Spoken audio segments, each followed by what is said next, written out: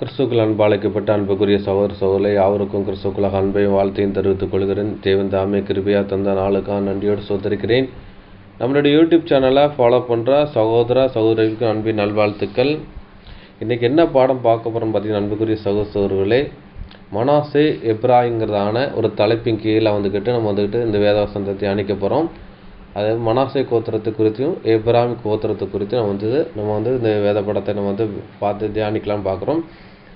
இந்த மனாசையும் இந்த எப்ராயிமை குறித்து இந்த பாடம் எடுக்கிறதுக்கு என்ன முகாந்திரங்கிறதான விஷயத்த நம்ம ஒரு வேதவசனங்களோட பார்த்துட்டு போன பாடம் பார்க்குறோம். அதோடைய கண்டினியூ தொடர்ச்சி தான் இந்த பாடம். அதெல்லாம் பார்த்துட்டு வந்தால் தான் இந்த பாடம் எடுக்கிறதுக்கு கொஞ்சம் ஏதுவாக இருக்கும், கொஞ்சம் வசதியாக இருக்குன்னு பார்க்கும். அப்போ தான் உங்களுக்கு புரியும் பார்க்கும். போன பாடங்களை ஒரு ரிவிஷன் பண்ணிவிட்டு அதுக்கப்புறம் பார்த்தீங்கன்னா இந்த படத்துக்குள்ள வந்தால் கொஞ்சம் நல்லா இருக்குன்னு பார்க்கும். அப்போ தான் உங்களுக்கு புரியறதுக்கு ஏதுவாக இருக்குன்னு பார்க்கும். ஒரு லிங்க் கிடைக்கும், அந்த லிங்க் இருந்தால் தான் நம்ம புரியறதுக்கு ஈஸியாக இருக்குன்னு பார்க்கும். ஏன்னா இந்த மனாசையும் எப்ராயிம் இந்த 12 கோத்திரத்தில் உள்ளவங்க தான். அந்த குறித்து நம்ம பார்த்தா தான் நம்மளுக்கு புரியும் பார்க்கும். இந்த பாடம் எடுத்தால் உங்களுக்கு கொஞ்சம் புரியும், இல்லாட்டினா புரியுறது கொஞ்சம் சிரமமாக இருக்கும் பார்க்கும். இது பாடம் தலையில்லாம் வால் இல்லாமல் இருக்கும். போன பாடத்தை நம்ம மேட்ச் பண்ணி படித்தா தான் இந்த படிக்கணும், பார்த்தா தான் இந்த பாடம் புரியும் பார்க்கும். பார்த்தலாம். அப்போ பார்த்தீங்கன்னா போன பாடங்கள் என்ன பார்த்தோம் பார்த்தீங்கன்னா 12 கோத்திரங்களும் 12 அப்போஸ்தலருங்கிறதான ஒரு தலைப்பின் கீழே நம்ம பார்த்து முடிச்சிருப்போம். அதில் என்னென்னு பார்த்தீங்கன்னா 12 கோத்திரம் பார்த்தீங்கன்னா யாக்கோப்பு பெற்ற பிள்ளைகளே 12 கோத்திரம் என்று அழைக்கப்பட்டார்கள். சிரேஷ்ட புத்திரர்கள் அப்படி என்று அழைக்கப்பட்டான்னு பார்க்கும். அப்போ தேவனால் சிரேஷ்ட புத்திரர்களின் முதற் பேரானவர்கள் என்று அழைக்கப்பட்டான்னு பார்க்கும். அதுக்கப்புறம் 12 அப்போஸ்தலர் என்று நம்ம பார்த்தோம். 12 கோத்திரம் பழைய ஏற்பாடு அது நிலாட்டமாக இருக்கும். அது சந்திர காலன்றை அடையாளப்படுத்த என்று நம்ம பார்த்தோம். சந்திரனால் தானால் ஒளி கொடுக்க முடியாது. அப்போ சூரியனுடைய பிரதிபலிப்பு அப்படின்னு பார்க்கும். சூரியனுடைய வெளிச்சத்தை வாங்கி தான் இரவில் அது வெளிச்சம் கொடுக்குன்னு பார்க்கும். அதே மாதிரி பார்த்திங்கன்னா பழைய ஏற்பாட்டில் பார்த்திங்கன்னா சந்திரங்கிறது நியாயப்பிரமாணத்தை அடையாளப்படுத்த என்று பார்த்து முடிச்சுன்னு பார்க்கும். அப்போ பார்த்திங்கன்னா நியாயப்பிரமாணம் பார்க்கும். அது மோசை இடத்துல கொடுத்த விஷயத்தை அடையாளப்படுத்துன்னு பார்க்கும். மோசை மூலமாக நினைச்சிடாது இஸ்ரேல் ஜனங்களுக்கு அது போதிக்கப்பட்டதுன்னு பார்க்கும். அப்போ ஒளிங்கிறது சத்தியத்தை அடையாளப்படுத்து. சத்தியம் எதன் மூலமாக கிடைக்கும்னு பார்த்தீங்கன்னா, எப்படி அந்த சூரியனில் அந்த சூரியனுடைய வெளிச்சம் டைரெக்டாக இரவில் கொடுக்க முடியாது. அது சந்திரனில் பட்டு இரவு இருக்கிற ஜனங்களுக்கு அது பிரகாசிக்குன்னு பார்க்கும். அப்போ சந்திரன் பார்த்தீங்கன்னா அது ஒயிட் கலரில் இருக்கும். சூரியனுடைய வெளிச்சம் பட்டாலும் ஒயிட் கலர் இருக்கும் பார்க்கும். அந்த ஒயிட் எதை அடையாளப்படுத்துன்னா பரிசுத்தத்தை அடையாளப்படுத்துன்னு பார்க்கும். பழைய ஏற்பாடில் யாரெல்லாம் பரிசுத்தமான ஒரு வாழ்க்கை வாழ்கிறாங்களோ அவங்கள்ட்ட தேவன் பேசி காரியங்களை உணர்த்துகிற விதத்தை அடையாளப்படுத்துன்னு பார்க்கும். அதே மாதிரி மோசையை பரிசுத்தப்படுத்துகிறார். அவர் மூலமாக பரிசுத்த கற்பனை கொடுத்து ஜனங்கள்ட்ட போதிக்கான்னு பார்க்கும். அதே மாதிரி ஆசாரிகளோட இடத்துல பேசுகிறான்னு பார்க்கும். ஊரின் தும்மி அந்த காரியங்கள் மூலமாக ஆசாரிகிட்ட பேசுகிறார், ஆரோன்கிட்ட பேசுகிறான்னு பார்க்கும். பின்னாடி வர ஆசாரிகள்கிட்ட பேசி ஜனங்கள்கிட்ட காரியங்களை உணர்த்த விதமாக பேசுகிறான்னு பார்க்கும். பேசி காரியங்களை ஜனங்கள்கிட்ட அது காரியங்கள் பேசுகிறார். ஆனால் ஆசாரியர் பரிசுத்தமான ஒரு காரியம் இருந்தால் தான் அவர்கிட்ட பேசுவான்னு பார்க்கும். அதே மாதிரி தீர்க்க தரிசனம் மூலமாகவும் தேவன் பேசி ஜனங்களை வழி நடத்தினான்னு பார்க்கும். அப்போ சந்திரனால் தானால் ஒளி கொடுக்க முடியாது, ஆனால் சூரியனிடத்தில் வாங்கி தான் ஒளி கொடுக்க முடியும்னு பார்க்கும். அதே மாதிரி ஜனங்கள்கிட்ட ஜனங்கள் தனிப்பட்ட விதத்தில் ஜனங்கள் தேவனிடத்தில் பேச முடியாதுன்னு பார்க்கும். ஏன்னா அவங்கள்ட்ட பரிசுத்தம் இல்லைன்னு பார்க்கும். அதனால் அதாவது அங்கே இருக்கிற ஆசாரியர்களோ தீர்க்க தரிசனம் பரிசுத்தப்படுத்தி அவங்க மூலமாக பேசுகிறான்னு பார்க்கும். அப்போ இரவு 12 மணி நேரம் சந்திரனை அடையாளப்படுத்து, சந்திர காலாண்டை அடையாளப்படுத்துன்னு பார்க்கும். அப்போ இஸ்ரவேலுடைய நாளின் துவக்கம் பார்த்தீங்கன்னா இரவில் சாயந்தரம் 6 to ஸ்டார்ட் ஆகி அடுத்த நாள் 6 மணி வரை அந்த விஷயம் முடியுதுன்னு பார்க்கும். அதுதான் சந்திரனை நாள் குளிப்புக்காக வைத்திருக்கிறான்னு சொல்லி சங்கீதம் 104:19 நம்ம பார்த்தோம். அது மாதிரி ஒரு நாளின் துவக்கம் பார்த்தீங்கன்னா சாயந்தரம் அவங்களான சாங்கியா வேலைங்கிறான விஷயத்த லேவியாகவும் 23ஆம் அதிகாரம் 32ஆம் வசனத்தில் போன பாடத்தை பார்த்து முடிச்சிருப்போம். அவங்க சந்திர காலண்டரை யூஸ் பண்ணியிருக்காங்க. வளர்பிறை, தேய்பிறை, அமாவாசை, பௌர்ணமியை அந்த காரியங்களை வச்சு நினைச்சிடாங்க அவங்க காலத்தை நடத்தணும்னு பார்க்கும். அப்போ புதிய ஏற்பாடில் பார்த்தீங்கன்னா 12 அப்போஸ்தலர்கள் அது புதிய ஏற்பாடு சத்தியத்தை அடையாளப்படுத்துன்னு பார்க்கும். அப்போ அப்போஸ்தலர்களை தேர்ந்தெடுக்கும் பட்சத்தில் பார்த்தீங்கன்னா அதுக்கப்புறம் சூரியன் உதயத்துக்கு அப்புறம் காலையில் அதுக்கப்புறம் தான் என்ன தேர்ந்தெடுக்கான்னு பார்க்கும். இந்த 12 அப்போஸ்தலர் புதிய ஏற்பாடு சபைக்கும் இந்த பகல் 12 மணிக்கும் அதை அதாவது பகல் வேலையை இதை அடையாளப்படுத்துகிற விதமாக இருக்கும். பகல் 12 வேலையை அடையாளப்படுத்துகிற விதமாக இருக்கும் பார்க்கும். அதான் யோவான் 11 9 10 படிக்கும் பட்சத்தில் பகலுக்கு 12 நேரம் இல்லையான் இருக்கும். ஒருவன் இரவில் நடந்தால் இடறுவான், பகலில் நடக்கிறவன் இடற மாட்டாங்கிறான விஷயத்தை அவர் சொல்கிறான்னு பார்க்கும். அப்போ வந்துட்டு பகலில் வந்து டைரெக்டாகவே என்ன நடக்கும் பார்த்திங்கன்னா சூரியனுடைய வெளிச்சம் பூமியில் படும்னு பார்க்கும். அதே மாதிரி பார்த்திங்கன்னா இங்கேயும் நம்ம ஆண்டவராக இயேசு கிறிஸ்து வந்துட்டு நீதியின் சூரியனாக இருக்கார். அவர் வந்துட்டு என்ன பண்ணுறா பார்த்தீங்கன்னா வந்துட்டு இந்த உலகத்துக்கு வருகிறான்னு பார்க்கணும். அப்போ வந்து சிருஷ்டிப்பின் வரலாறுல பார்த்தீங்கன்னா 4வது நாளில் தான் இந்த சூரியனை வந்துட்டு ஆர்டர் பண்ணுறான்னு பார்க்கும். அப்போ சூரியனுடைய வெளிச்சம் பூமியில் படுற மாதிரி வைக்கிறான்னு பார்க்கும். அதே மாதிரி நம்ம ஆண்டவராக இயேசு கிறிஸ்து நீதியின் சூரியனாக இருக்கிறாரு. அவர் வந்து 4000 வருஷத்துக்கு அப்புறம் இந்த பூமிக்கு வந்து என்ன செய்யாது சூரியன் நீதி சூரியனை வந்து நீதியை அறிவிக்கிறான்னு பார்க்கும்.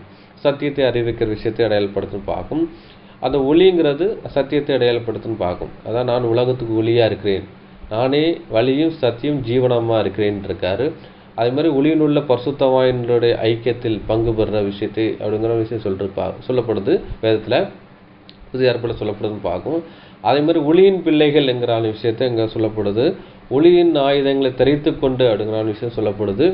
இப்படிலாம் சொல்லப்பட்டுருக்கு. அதே மாதிரி தெசலோனிக்கேயில் படிக்கும் விஷயம் பார்த்தீங்கன்னா நீங்கள் என்ன பண்ணுற பார்த்தீங்கன்னா தெசலோனிக்கே 1 தெசலோனிக்கே 5:8 சொல்ல முச்சல பகலுக்குரியலாமல் நாம் ஒன்று. அப்போ பகல்ங்கிற விஷயம் எதை ஏற்படுத்தினா அதாவது புதிய ஏற்பாடு சத்தியத்தையும் சுவிசேஷ யுகத்தையும் அடையாளப்படுத்துன்னு பார்க்கும். ஏதாவது ஒரு விஷயம் பார்க்கும். அப்போ பகல் 12 மணி நேரங்கிற விஷயம் எதை அடையாளப்படுத்தினா புதிய ஏற்பாடு சபையும், இரவு 12 மணி வேலையை எதை அடையாளப்படுத்தினா பழைய ஏற்பாடு முறைமையை எதை அடையாளப்படுத்துன்னு பார்க்கும். இதான் நம்ம வந்து பார்த்து முடிச்சிருக்கோன்னு பார்க்கும். அப்போ அந்த 12 கோத்திரத்தை வந்துட்டு யாக்கோப்பினுடைய 12 கோத்திரத்தை யாக்கோப்பு வந்துட்டு பெற்றெடுக்கிறான்னு பார்க்கும். அப்போ யாக்கோப்பின் பெற்றெடுத்த 12 குமாரர்களை வந்துட்டு இஸ்ரேல் ஜனங்கள் என்று அழைக்கப்பட்டார்கள். இவங்க வந்து 12 கோத்திரம் என்று அழைக்கப்பட்டான்னு பார்க்கும். இவர்களை பெற்றது யாரும் பார்த்தீங்கன்னா அவன் பார்த்தீங்கன்னா யாக்கோப்பு வந்துட்டு அவங்க மனைவி அப்படி சொல்லப்பட்ட லேயால் ராகேல் அவங்க மனைவி. அது மாதிரி பில்கால் சிற்பால் யாரும் பார்த்தீங்கன்னா லேயால் ராகேலுக்கு அவங்க வந்து வேலைக்காரன் பார்க்க. இவங்க மூலமாக பெற்றெடுத்த பிள்ளைகள் யாரும் பார்த்தீங்கன்னா அந்த 12 குமாரர்கள். இவர் 12 கோத்திரம் என்று அழைக்கப்பட்டார்கள். இவர்கள் இஸ்ரேல் ஜனங்கள் என்று அழைக்கப்பட்டார்கள்.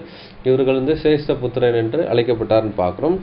அதே மாதிரி நீங்கள் புதிய ஏற்பாட்டில் வந்தீங்கன்னா 12 அப்போஸ்தலருடைய நாமங்கள் எதில் இருக்குன்னு பார்த்தீங்கன்னா மத்தேயு, மார்க், லூக்கா, யோவானில் இங்கே சொல்லப்படுதுன்னு பார்க்கும். அங்கே பார்த்தீங்கன்னா லேயால் ராகேல் தான் நினச்சது மனைவிகள். அதுக்கப்புறம் பார்த்தா பில்கால் சிற்பால் வந்துக்கிட்டு அவருடைய வேலைக்காரர்கள் பார்க்கும். யாருக்கு வேலைக்காரனா லேயாளுக்கு ராகேலுக்கு வேலைக்காரர் தான் யார் பார்த்தீங்கன்னா பில்கால் சிற்பான்னு பார்க்கும். அதே மாதிரி இங்கே பார்த்தீங்கன்னா புதிய ஏற்பாடில் மத்தேயு, மார்க், லூக்கா, யோவான் வந்து சுவிசேஷத்தில் இங்கே வந்துட்டு இவங்களோட 12 அப்போஸ்தலருடைய நாமங்கள் அங்கே வந்து சொல்லப்பட்டிருக்குன்னு பார்க்கும். அப்போ அங்கே வந்துட்டு இந்த 4 ஸ்திரீகள் மூலமாக அந்த 12 கோத்திரம் பெற்றெடுத்தான்னு பார்க்கும். அதே மாதிரி இங்கே புதிய ஏற்பாட்டில் 4 சுவிசேஷங்கள் மூலம் என்ன 4 சுவிசேஷனாக பெற்றெடுத்த பிள்ளைகள் என்கிற விஷயத்த 1 கொரிந்தியர் 4ஆம் அதிகாரம் 15ஆம் வசனத்தில் பவுல் சொல்லியிருக்கு. அதே மாதிரி இவங்க வந்துட்டு இயேசு கிறிஸ்துவோடைய சுவிசேஷ பிரசங்கத்து மூலமாக பெற்றெடுத்த பிள்ளைகள் யாரும் பார்த்தீங்கன்னா இந்த 12 அப்போஸ்தலரை அடையாளப்படுத்துன்னு பார்க்கும். அதே மாதிரி பார்த்தீங்கன்னா லேயால் ராகேல் யாருக்கு நிலட்டமாக இருக்குன்னு பார்த்தீங்கன்னா இங்கே வந்து 4 சுவிசேஷத்தில் வந்துட்டு மத்தேயு, யோவான் யாருக்கு நிலட்டமாக இருக்கான்னு பார்த்தீங்கன்னா லேயால் ராகேலுக்கு நிலட்டமாக இருக்கான்னு பார்க்கும். பில்கால் சிற்பால் யாருக்கு நிலட்டமாக இருக்கான்னு பார்த்தீங்கன்னா மார்க்கும் லூக்காவுக்கும் நிலட்டமாக இருக்குன்னு பார்க்கும். இந்த மார்க்கும் லூக்காவும் வந்துக்கிட்டு அப்போஸ்தலர் கிடையாது, சீஷர்கள் என்று பார்க்குறோம். அதாவது 12 அப்போஸ்தலருக்கு இவங்க வந்து சீஷரால் இருக்கிற விஷயத்தை அடையாளப்படுத்துன்னு பார்க்கும். அதேமாதிரி லேயால் ராகேல் வந்துட்டு பார்த்தீங்கன்னா அவங்களுக்கு பில்கால் சிற்பால் வந்து மரமனை, அதாவது இவங்க வந்துட்டு அவங்க வேலைக்காரர்கள் அவங்க சொல்கிற விஷயத்தை கேட்குறவர் வேலைக்காரர்கள்னு பார்க்கும். அதே மாதிரி இங்கே மத்தேயு, யோவானுங்கிற விஷயம் அது என்ன இயேசு கிறிஸ்துவால் தேர்ந்தெடுக்கப்பட்ட அப்போஸ்தலன் பார்க்கும். மார்க்கு, லூக்கா வந்துக்கிட்டு அவரோட சீஷன் பார்க்கும். ஆனால் இங்கே வந்துட்டு இந்த மத்தேயு, மார்க்கு, லூக்கா, யோவானில் தான் இங்கே வந்துட்டு 12 அப்போஸ்தலருடைய நாமங்கள் அங்கே சொல்லப்பட்டிருக்கு. 12 அப்போஸ்தலர்களே அங்கே ரெக்கார்ட் பண்ணப்பட்டிருக்குன்னு சொல்லப்படுதுன்னு பார்க்கும். இது வந்து சுவிசேஷத்தினால பெற்றெடுத்த பிள்ளைக்கு இது அடையாளப்படுத்த விதமாக இருக்குன்னு பார்க்கும். அப்போ அப்போஸ்தலர்னா அனுப்பப்பட்டவர்கள்ங்கிற விஷயம் சொல்லப்படுதுன்னு பார்க்கும். அந்த 12 கோத்திர தலைவர் என்று ஆபிரகாம், ஈசாக், யாக்கோபை அடையாளப்படுத்துன்னு பார்க்கும். இங்கே நம்ம ஆண்டவராகிய இயேசு கிறிஸ்து 12 கோத்திரத்துக்கும் அவர் தான் இங்கே வந்துட்டு அப்போஸ்தலர்கள் 12 அப்போஸ்தலருக்கும் ஹெட் யாரும் பார்த்தீங்கன்னா பிரதான அப்போஸ்தலங்கரான விஷயத்தில் யார் இருக்கான்னு பார்த்தீங்கன்னா நம்ம ஆண்டவராய் இயேசு இருக்கான்னு பார்க்கும். அது எபிரேயர் 3:1 நம்ம பார்த்து முடித்தோம் பார்க்கும். 12 கோத்திரத்தை இஸ்ரவேல் ஜனங்கள் என்று அழைக்கப்பட்டான்னு பார்க்கும். அதேமாதிரி 12 அப்போஸ்தலரோட உபதேசத்தை வந்தவர்களை கிறிஸ்தவர் என்று அழைக்கப்பட்டார் என்று நம்ம பார்த்து முடிச்சிருக்கோம் பார்க்கும். அதுக்கப்புறம் பார்த்தீங்கன்னா ஆதியாகமம் 49:1 முதல் 28 வசனங்களை படிக்கும் போது பார்த்தீங்கன்னா அங்கே வந்து 12 கோத்திரத்தார் பேர்கள் லிஸ்ட் அங்கே இருக்குன்னு பார்க்கும். 1 ரூபன், 2 சிமியோன், 3 லேவி, 4 யூதா, 5 செபுலோன், 6 இசக்கார், 7 தான், 8 காத்து, 9 ஆசூர், 10 நப்தலி, 11 யோசேப்பு, 12 பெஞ்சமின் பார்க்கும். இந்த யோசேப்புக்குள்ளே வந்துட்டு பார்த்தீங்கன்னா மனாசே கோத்திரமும் எப்ராமி கோத்திரம் என்று அழைக்கப்பட்டார் பார்க்கும். அப்போ யோசேப்புக்குள்ளே வந்துக்கிட்டு இவங்க வந்துட்டு 2 கோத்திரங்கள் வந்து எண்ணப்பட்டான்னு பார்க்கும். அப்போ யோசேப்புக்கு வந்துட்டு இன்னொரு மனைவி கிடையாது. ஆசனாத்துக்கு பிறந்த பிள்ளைகள் யாரும் பார்த்தீங்கன்னா மனாசையும் எப்ராயும் பார்க்கும். அவங்கள வந்துக்கிட்டு இவங்க யோசேப்பு கோத்திரத்துக்குள்ளே எண்ணப்பட்டார்னு பார்க்கும். அதே மாதிரி புதிய ஏற்பாட்டில் சொல்ல முடிச்சுட்டு பார்த்தீங்கன்னா வெளிப்படுத்தல் 7:5 முதல் 8 வசனங்களை படிச்சிங்கன்னா அங்கே வந்து யூதா, ரூபன், காத்து, 4வது ஆசூர், 5வது நப்தலி, 6 மனாசே, 7 சிமியோன், 8 லேவி, 9 இசக்கார், 10 செபுலோன், 11 யோசேப்பு, 12 பெஞ்சமின் பார்க்கும். இங்கே வந்துட்டு வெளிப்படுத்தல சொல்ல முடிச்சுட்டு பார்த்தீங்கன்னா இங்கே தான் பேர் நீக்கப்பட்டிருக்குன்னு பார்க்கும். அப்போ வெளிப்படுத்தல் என்றால் என்ன பார்த்தீங்கன்னா இந்த ஒரு அடையாள பாஷையாக தான் சொல்லப்படுதுன்னு பார்க்கும். இங்கே வந்துட்டு 12 கோத்திரங்களும் என்ன சொல்லி பார்த்தீங்கன்னா இங்கே பரலோக ராஜ்யத்துக்கு போகலான்னு பார்க்கும். இங்கே வந்துட்டு இங்கே என்ன சொல்லிட்டு பார்த்தீங்கன்னா வெளிப்படுத்தல் 7 அதிகாரத்தில் 5 முதல் 8 வசனங்களை படிச்சிங்கன்னா அந்த 1,44,000 பேர் அப்படிங்கிற விஷயம் சொல்லப்பட்டும். இஸ்ரவேலில் முத்திரைப்பட்டவர்கள் 12,000 கோத்திரத்துக்கு 12,000 சொல்லி இங்கே முடிச்சுக்கோங்க. அதை வந்து டோட்டலாக நீங்கள் கணக்கு பண்ண முடிச்சு பார்த்தீங்கன்னா அங்கே 1,44,000 பேர் வரும்னு பார்க்கும். அப்போ பழைய ஏற்பாடு பரிசுத்தவான்களை எங்கே போக முடியாதுன்னு பார்த்தீங்கன்னா பரலோக ராஜ்யத்துக்கு போக முடியாது. ஏன்னா இயேசு கிறிஸ்து ரத்தத்தினால விலைக்கு வாங்கப்படலாம் பார்க்கும். அதனால் அவங்க போக முடியல பார்க்கும். இது ஒரு அடையாள பாஷைக்காக சொல்லப்படுன்னு பார்க்கும். ஏன் இந்த அடையாள பாஷைக்காக சொல்லப்பட்டிருக்குன்னா அப்போ இஸ்ரேல் ஜனங்களை வந்து சிரேஷ்ட புத்திரன் என்று அழைக்கப்பட்டார்கள், முதற் பலன் என்று அழைக்கப்பட்டான்னு பார்க்கும். அதே மாதிரி இங்கேயும் இதை வந்துட்டு முதற் பலன் யாருன்னா நம்ம வந்துட்டு 12 அப்போஸ்தலர்களுடைய வர்றவங்கள வந்து அவங்க வந்துட்டு முதற் பலன் இருக்கு. அதே மாதிரி நீங்கள் வந்துட்டு சத்திய வசனத்தால் ஜனிக்கப்பட்ட முதற் பலனாக நீங்கள் இப்படி இருந்தால் தான் நீங்கள் வந்து செலெக்ஷன் ஆக முடியுங்கிறதுக்காக ஒரு விஷயத்தை அங்கே வந்து ஒரு ஞான அர்த்தத்தைப்படியே தான் இங்கே வெளிப்படுத்தல சொல்லப்படுன்னு பார்க்கும். அப்போ பழைய ஏற்பாட்டில் தான் பேர் இங்கே சொல்லப்பட்டிருக்கும். ஆனால் வந்துட்டு வெளிப்படுத்தல சொல்ல முடியல தான் பேர் இல்லைன்னு பார்க்கும். அது ஏன் இல்லைன்னு சொல்லி நம்ம போட பாதத்தில் படித்து முடித்தோம். ஏன்னா தான் விக்கிர ஆராதனைக்குள்ளே இருந்தனால அவன் பேர் நீக்கப்பட்டிருந்து பார்க்கும். அதற்கு பலாக மனாசை பேர் இங்கே சேர்க்கப்பட்டிருந்து பார்க்கும். அப்போ மனாசை வந்துட்டு சபை வகுப்பார், அதாவது 144 அடையாளப்படுத்துன்னு பார்க்கும். இங்கே வந்து யோசேப்புன்னு சொல்லப்பட்டிருக்கு. யோசேப்புக்கு வேறு மனைவி பிள்ளைகள் கிடையாது. ஆனால் ஆசனாத்துக்கு பெற்ற பிள்ளைகளை தான் வந்துட்டு சொல்லப்படுது. அதில் வந்துட்டு யோசேப்புக்குள்ளே யார் எண்ணப்படுறான்னு பார்த்தீங்கன்னா இங்கே எப்ராயிம்ங்கிறதான ஒரு கோத்திரம் எண்ணப்படுதுன்னு பார்க்கணும்.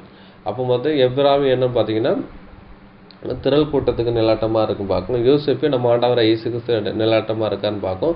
அப்போ யூசுப்புக்குள்ளே தான் என்ன பண்ணுற பார்த்தீங்கன்னா எப்ராயிம் கோத்திரத்தை இங்கே வந்துட்டு எண்ணப்பட்டார்கள்ங்கிறான விஷயத்தை சொல்லப்படுதுன்னு பார்க்கணும். அதான் ஒரு விஷயம் பார்க்கும். அதே மாதிரி பார்த்தீங்கன்னா 12 அப்போஸ்தலர் நாமங்கள் பார்த்தீங்கன்னா அங்கே 12 பேர் போட்டிருக்குன்னு பார்க்கும். அங்கே வந்துட்டு பார்த்தீங்கன்னா இங்கே யூதாசு பேர் நீக்கப்பட்டிருக்குன்னு பார்க்கும். எப்படி 12 கோத்திரத்தில் தான் பேர் நீக்கப்பட்டதோ அதே மாதிரி 12 அப்போஸ்தலருடைய நாமங்களை பார்த்தீங்கன்னா இங்கே யூதாசு பேரை நீக்கப்பட்டன்னா யூதாசு வந்துட்டு அவர் வந்து தூக்கிட்டு வந்துட்டு தற்கொலை பண்ணிக்கிட்டான்னு பார்க்கும். இயேசு கிறிஸ்துவை காட்டி கொடுத்தனால மனசாவப்பட்டு தூக்கிட்டு தற்கொலை பண்ணிக்கிட்டாரு. அதனால் அவருக்கு பதிலாக மத்தியா வந்துட்டு சேர்க்கப்படுறாரு. அதுக்கப்புறம் மத்தியா வந்துட்டு அப்போஸ்தலர் வந்துட்டு தேர்ந்தெடுக்காங்க. ஆனால் தேவன் தேர்ந்தெடுத்த மனுஷன் யாருன்னு பார்த்தீங்கன்னா பவுல்னு பார்க்கும். அதே மாதிரி பழைய ஏற்பாட்டில் பார்த்தீங்கன்னா ஆதியாமத்தை சொல்ல முச்சில் யோசேப்பு ஆதியாமத்தில் 49:1 முதல் 28 வசனங்கள் படிக்கும் முச்சிலையும் பழைய ஏற்பாட்டில் யோசேப்புக்குள்ள 2 கோத்திரங்கள் அதாவது மனாசே எப்ராயிமே எண்ணப்பட்டார்னு பார்க்கும். அதே மாதிரி இங்கே வந்துட்டு பார்த்தீங்கன்னா புதிய ஏற்பாட்டில் 12 அப்போஸ்தலத்துக்குள்ள 2 பேர் ஆட் ஆகுது. ஒன்றது மத்தியாவும் வந்துக்கிட்டு பவுலும் வந்து சேர்க்கப்படுற விஷயத்தை அடையாளப்படுத்துன்னு பார்க்கும். சேர்க்கப்படுற விஷயம் ஏன்னா அங்கே பழைய ஏற்பாட்டில் வந்து யோசேப்பு தலைக்குள்ள இங்கே வந்துட்டு மனாசி எப்ராஹிம் வந்துட்டு உள்ளே ஆட் ஆகிறாங்க பார்க்கும் கோத்திர பட்டியலில். அதே மாதிரி இங்கே 12 அப்போஸ்தலத்தில் இங்கே வந்துட்டு யார் வரான்னு பார்த்தீங்கன்னா யூதாஸுக்கு பதிலாக மத்தியாவும் பவுல் உள்ள என்று கொடுக்காங்க பார்க்கும். அதே மாதிரி பார்த்தீங்கன்னா இங்கே வெளிப்படுத்தலில் பார்த்தீங்கன்னா தான் பேர் நீக்கப்பட்டு அங்கே மனாசே பேர் அங்கே சேர்க்கப்படுதுன்னு பார்க்கும். இங்கே புதிய ஏற்பாட்டில் வரம்பட்சத்தில் பார்த்தீங்கன்னா இங்கே அந்த யூதாஸ் பேர் நீக்கப்பட்டு இங்கே வந்துட்டு யார் பேர் பாருன்னா இங்கே வந்து மத்தியா வராரு. அதுக்கப்புறம் பார்த்தீங்கன்னா மத்தியாவை அப்போஸ்தலர் தேர்ந்தெடுக்காங்க. ஆனால் தேவன் தேர்ந்தெடுக்க மனுஷன் யார் பார்த்தீங்கன்னா இங்கே வந்துட்டு பார்த்தீங்கன்னா பவுலை தேர்ந்தெடுக்கான்னு பார்க்கும். இங்கே மனாசே இங்கே வந்துட்டு வெளிப்படுத்தலில் சொல்லப்பட்ட அந்த விஷயத்தில் மனாசே பேர் இருக்குது. மனாசே யாருக்கு அடையாளம் பண்ணிருக்குன்னா பவுலை ஒரு அடையாளப்படுத்து. பவுல் யாருன்னா அது வந்துட்டு அப்போ சபை வகுப்பாரை ஒரு அடையாளப்படுத்துகிற விதமாக இருக்குன்னு பார்க்கும். யோசிப்புக்குள்ள எப்ராமி கோத்திரத்தை வர்றாங்க. அவங்க வந்துட்டு திரள் கூட்டத்தை இதை ஒரு அடையாளப்படுத்துகிற விதமாக இருக்குன்னு பார்க்கும். அப்போ வந்து தான் வந்து விக்கிராரணைக்குள்ளே போனனால அவன் பேர் வந்துட்டு நீக்கப்பட்டது அப்படின்னு சொல்லப்படுது. அதை முதலாவது கற்பனையை அங்கே வந்து மீறினான்னு பார்க்கும். முதலாவது கோணல் முச்சும் கோணல் சொன்ன மாதிரி அங்கே வந்துட்டு அவர் பேர் வந்துட்டு இடம்பெறலாம் பார்க்கும். இங்கே வந்து யூதாஸ் பேர் நீக்கப்படுதுன்னா பொருளாசையாகிய விக்கிர ஆராதனைங்கிற விஷயம் சொல்லப்படுது. இது வந்துட்டு விக்கிர ஆராதனை ஏன்னா தேவனை, அதாவது முதலாவது கற்பனையை ஒரு விட்டு விடுற விஷயத்தை அடையாளப்படுத்துன்னு பார்க்கும். பொருளாசை வந்துட்டுன்னு வைங்களேன், அப்போ தேவனை விட்டு விடுறதுக்கு ஒரு சூழ்நிலை ஆயிரும். அதனால் யூதாஸ் வந்து 30 வெள்ளிக்காசுக்காக தேவனை காட்டி கொடுக்குற பொருளாசை அதை அடையாளப்படுத்தும். அதனால் அவர் பேர் நீக்கப்பட்டதுங்கிற விஷயம் சொல்லப்படுதுன்னு பார்க்கும். அடுத்தபடி அன்புக்குரிய சகோதரர்களே, இப்போ வந்து வெளிப்படுத்தல் 7ஆம் அதிகாரத்தில் நம்ம படிக்க முடிச்சல 5 to 7 வசனங்களில் படிக்க முடிச்சல பார்த்தீங்கன்னா அங்கே வந்து மனாசையும் எப்ராஹிம் வந்துக்கிட்டு அங்கே இருக்குது. எப்ராஹிம் இப்போ இல்லை, ஆனால் வந்துட்டு யோசேப்புக்குள்ளே எப்ராஹிம் பேர் என்னப்படுதுன்னு சொல்லப்படுது. அது என்னன்னு பார்க்க போகிறோம். எப்ராஹிம் வந்துட்டு திரள கூட்டத்துக்கும் மனாசை வந்துக்கிட்டு மனாசை பேர் அங்கே இருக்குது. ஏன்னா மனாசை கோத்திரத்தில் வந்துக்கிட்டு 12,000 பேர் அப்படின்னு சொல்லி அங்கே வந்துட்டு 1,40,000 பேரில் அது ஆட் ஆகுன்னு பார்க்கும். அங்கே 12,000 சொல்லி படுகுது. அந்த 12,000ன்னா 12 எதை அடையாளப்படுத்துன்னா 12 அப்போஸ்தலருடைய உபதேசத்தை வந்து அடையாளப்படுத்துன்னு பார்க்குறோம். அதே மாதிரி பார்த்தீங்கன்னா ஆதியாகமும் 49ஆம் அதிகாரம் 1 முதல் 28 வசனங்கள் படிச்சிங்கன்னா அதாவது 11வது பட்டியலில் யோசேப்பு வராரு. அதில் வந்து மனாசை கோத்திரம் எப்ராஹிம் கோத்திரமும் யோசேப்பு தலைமைக்குள்ள எண்ணப்படுறாங்கன்னு பார்க்கும். அதே மாதிரி வெளிப்படுத்தல் 7ஆம் அதிகாரம் 5 முதல் 8 வசனம் படிச்சிங்கன்னா அங்கேயும் 11ஆம் இடத்துல யோசேப்பு வராரு. அங்கே வந்துட்டு பார்த்தீங்கன்னா மனாசையும் அங்கே வந்துட்டு அந்த வெளிப்படுத்தலில் சொல்லப்படுது. அப்போ பார்த்தீங்கன்னா யோசேப்பின் அந்த அவங்க தலைமைக்குள்ளே எப்ராஹிம் கோத்திரம் எண்ணப்படுறான்னு பார்க்கும். யோசேப்பு வந்துக்கிட்டு நம்ம ஆண்டவராக இயேசு கிறிஸ்து நிழலுங்கிறான விஷயம் சொல்லப்படுது. அதை வந்து வேத வசனத்தோடு நம்ம வந்து பார்க்க போகிறோம். அப்போ பழைய ஏற்பாட்டில் வந்து மனாசை கோத்திரமும் எப்ராஹிம் கோத்திரமும் யோசேப்புக்குள்ளே எண்ணப்பட்டதுங்கிறான விஷயம் இருக்குன்னு பார்க்கும். அதை கூட நம்ம படிக்கலாம். என்னாகமும் 13ஆம் அதிகாரம் 8-11 வசனங்கள் வாசிக்கலாம். எப்பிராயீம் கோத்திரத்தில் நூனின் குமாரன் ஓசேயா, யோசேப்பின் கோத்திரத்தைச் சேர்ந்த மனாசை கோத்திரத்தில் சூசின் குமாரன் காதை.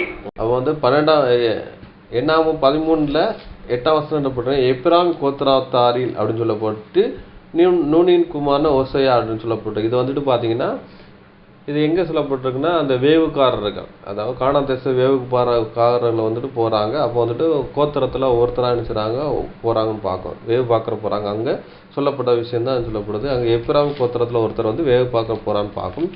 அதே மாதிரி வந்து 11ஆம் வசனத்தில் சொல்ல முடிச்சல பார்த்தீங்கன்னா யோசேப்பின் கோத்திரத்தை சேர்ந்த மனாசை கோத்திரத்தின் சொல்லப்பட்டு சூசின் குமாரனாக காதின்னு சொல்லப்பட்டிருக்கு. இவங்க வந்துட்டு வேவு பார்க்குற போகிறான்னு இருக்கு. அப்போ இங்கே வந்துட்டு என்ன சொல்கிறோம் அப்படின்னா யோசேப்பின் கோத்திரத்தை சேர்ந்த மனாசைன்னு இருக்கு. இப்போ வந்துட்டு மனாசை யார் கோத்திரம் என்று சொல்லப்படுதுன்னா அது வந்துட்டு யோசேப்பின் கோத்திரத்தை அங்கே சொல்லப்படுதுன்னு பார்க்கும். அதேமாதிரி எப்ராஹிம் என்னப்பட்ட பார்த்தீங்கன்னா யோசேப்பு கோத்திரத்தில் எண்ணப்பட்டாருங்கன்னு விஷயம் சொல்லப்படுது. படிக்கலாம். என்னாகும் 1:10 படிக்கலாம்.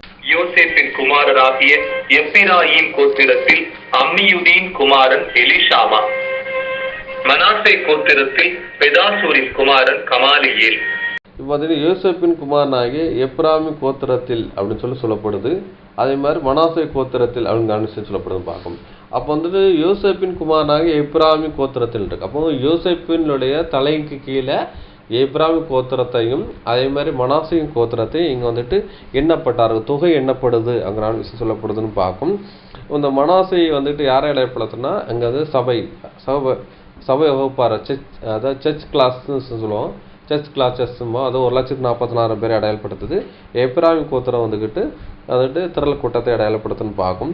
அப்போ பார்த்தீங்கன்னா யோசேப்பு குமாரனாகிய எப்ராயிமுக்கும் அதுக்கப்புறம் பார்த்தீங்கன்னா மனாசே கோத்திரத்துக்கும் கோத்திர பிதா யார் பார்த்தீங்கன்னா யோசேப்புன்னு பார்க்கும். படிக்கலாம். ஆதியாகமம் 48ஆம் அதிகாரம் 5ஆம் வசனம் படிக்கலாம். நான் உன்னிடத்தில் எகிப்துக்கு வரும் முன்னே உனக்கு எகிப்து தேசத்தில் பிறந்த உன் 2 குமாரரும் என்னுடைய குமாரர் ரூபன் சிமியோன் என்பவர்களைப் போல எப்பிராயீமும் மனாசேயும் என்னுடையவர்கள். இப்போ பார்த்தீங்கன்னா இங்கே யாக்கோப்பு சொல்றார். யாக்கோப்பு வந்துட்டு அவர் ஆசீர்வதிக்க சொல்றாரு. என்ன சொல்றாருன்னா யோசேப்புகிட்ட எப்படி வந்துக்கிட்டு எனக்கு 12 பிள்ளைகள் வந்துட்டு எனக்கு 12 பேரோ அதே மாதிரி உன்னுடைய பிள்ளை வந்து எப்ராம் மனாசேயும் என்னுடையவர்கள் அப்படிங்கிற விஷயம் சொல்றாரு. அப்போ அந்த 12 பேரும் யாக்கோபு பிறந்த 12 பேரும் 12 கோத்திரம் என்று அழைக்கப்படுறாங்க. அதே மாதிரி பார்த்தீங்கன்னா யோசேப்புக்கு பிறந்த அந்த 2 பிள்ளைகளும் 2 கோத்திரமாக அழைக்கப்பட்டான்னு பார்க்கும். அப்போ 12 கோத்திரத்தையும் வந்துட்டு என்ன சேஷ்ட புத்திரன் அப்படின்னு சொல்லி அழைக்கப்படுறாங்க. சேஷ்ட புத்திரன் இஸ்ரேல் என்னுடைய சேஷ்ட புத்திரன்ங்கிற விஷயத்த அங்கே சொல்லப்படுது. யாத்ராமத்தில் சொல்லப்பட்டுரும் பார்க்கும் என் சேஷ்ட புத்திரன் சொல்லி. அதே மாதிரி ஏன்னா இஸ்ரேல் ஜனங்களே டோட்டலாக சேஷ்ட புத்திரன் என்ன முதற் பலன் சொல்லப்படுது. அந்த முதற் பலனுக்குள்ள யார் வரான்னு பார்த்தீங்கன்னா இங்கே மனாசேயும் இங்கே அந்த எப்ராயும் வராங்க. இவங்க தான் எங்கள் சேஷ்ட புத்திரனாக அழைக்கப்படுறாங்கன்னு பார்க்கும். இவங்க இதுக்குள்ளே உள்ள என்ட்ரு கொடுக்காங்கன்னு சொல்லி இங்கே சொல்லப்படுதுன்னு பார்க்கும். அடுத்தபடியாக அன்புக்குரிய சோதர்களே ஏதாவது ஒரு விஷயம் இருக்குது. அப்போ ஆவிக்குரிய அர்த்தம் என்னன்னு பார்க்க போகிறோம். ஆவிக்குரிய நிழல் என்னன்னு பார்க்க போகிறோம். அப்போ பார்த்தீங்கன்னா ஆவிக்குரிய அர்த்தம் என்னன்னு பார்த்தீங்கன்னா யோசேப்பு யாரை அடையாளப்படுத்துறதுங்கிற விஷயம் பார்க்க போகிறோம். ஒன்று யோசேப்பு யாருன்னு பார்க்க போகிறோம் ஆவிக்குரிய அர்த்தத்தில். ரெண்டாவது வந்து மனாசே யார் என்று ஆவிக்குரிய அர்த்தத்தில் பார்க்க போகிறோம். மூன்றாவது எப்ராயிம் யாருங்கிற விஷயத்த நம்ம ஆவிக்குரிய நிழலை பார்க்க போகிறோம். அப்போ யோசேப்பு யாரை அடையாளப்படுத்துன்னு பார்த்தீங்கன்னா நம்ம ஆண்டவராக இயேசு கிறிஸ்துவை அடையாளப்படுத்துதுன்னு பார்க்க போகிறோம். அது வந்து வேதவசனத்தோட நம்ம பார்க்க போகிறோம். மனாசே வந்து சபை வகுப்பார் 1,44,000 பேர் அடையாளப்படுது. இது சர்ச் கிளாஸஸ்ன்னு சொல்லப்பட்டது. எப்ராயிம் பார்த்தீங்கன்னா திரள் கூட்டம் விஷயத்தை அடையாளப்படுத்துன்னு பார்க்கும். ஏன்னா எப்ராயிம் கொடுத்து பழைய ஏற்பாட்டில் சொல்லப்பட்ட விஷயம் அப்படின்னு பார்த்தீங்கன்னா பேட் கமாண்ட்ஸ் தான் இருக்குன்னு பார்க்கும். அதுக்கப்புறம் மனாசே குறித்து ஒரு நல்ல விஷயம் இருக்குது, பெரிய விஷயங்களும் அங்கே சொல்லப்பட்டாலும் பார்க்கும். அப்போ எப்ராயிமுக்கு வந்து பேட் கமாண்ட்ஸ் இருக்குது. ஆனாலும் எப்ராயிமை வந்து தேவன் விடலை, அவனுக்கு கை தூக்குறான்னு பார்க்கும். அதே மாதிரி புதிய ஏற்பாட்டில் வந்துட்டு திரள கூட்டத்தை குறித்து ஒரு பேட் கமாண்ட்ஸ் இருக்குது. அதை வந்துக்கிட்டு அதுக்கப்புறம் பார்த்தீங்கன்னா திரள் கூட்டத்தையும் வந்து தேவனுக்கு கை விடலை, அவர் வந்து தூக்கி எடுக்காருன்னு பார்க்கும். அப்போ திரள் கூட்டங்கிறதான ஒரு அழைப்பு கிடையாது. அப்போ பார்த்தீங்கன்னா 1,44,000 பேருக்கு ஓடப்பட்டவர்கள் அந்த லெக்கை தவற விட்டவர் யாருன்னு பார்த்தீங்கன்னா இந்த திரள் கூட்டம் பார்க்கும். அப்போ வந்துட்டு திரள் கூட்டம் அதனுடைய கேரக்டர் என்னங்கிற விஷயத்த இங்கே வந்துட்டு எப்ராயினுடைய வாழ்க்கையில் வந்துட்டு தேவன் வந்துட்டு மேற்கொள்ளி காட்ட போகிறார். அது நமக்குள்ளே இருந்துச்சுன்னா நம்ம யாராக தான் இருப்போம்னு பார்த்தீங்கன்னா திரள் கூட்டமாக இருப்போம்னு அது திரள் கூட்டமாக இருக்கிற விஷயத்தை அர்த்தப்படுது. அப்போ வந்து நம்ம திரள் கூட்டம் கேரக்டர் நமக்குள்ளே இருந்துச்சுன்னா அதை இழுத்து போட்டு சபை வகுப்பாருக்குள்ள அதாவது 1,44,000 பேரை மாறுறதுக்கு நாமளே நினைச்சது சரி செய்யப்பட வேண்டும். அதுதான் நம்ம வந்து செய்ய வேண்டிய காரியமாக இருக்கும். அதுக்காக எடுக்கப்பட்ட வேத படம் தான் இந்த வேத படம் பார்க்கும். அப்போ திரள் கூட்டத்துக்குள்ள என்ன கேரக்டர் இருக்குது? மனாசே என்று சபை வகுப்பாரை அடையாளப்படுத்துது சர்ச் கிளாஸஸை. அவர்கிட்ட என்ன கேரக்டர் இருக்குங்கிற விஷயத்த நம்ம வந்து பார்க்க போகிறோம். ஒன்றாவது பார்த்தீங்கன்னா முதலாவது மகன் யாருன்னு பார்த்தீங்கன்னா யோசேப்புக்கு மனாசேன்னு பார்க்கும். ரெண்டாவதுடைய அவன் மகன் யார் பார்த்து எப்ராயிம் சொல்லி சொல்லப்படுதுன்னு பார்க்கும். அதை கூட நம்ம படிக்கலாம். ஆதியாகமம் 41ஆம் அதிகாரம் 51-52 வசனங்கள் படிக்கலாம். யோசேப்பு, என் வருத்தம் யாவையும் என் தகப்பனுடைய குடும்பம் அனைத்தையும் நான் மறக்கும்படி தேவன் பண்ணினார் என்று சொல்லி மூத்தவனுக்கு மனாசே என்று பெயரிட்டான்.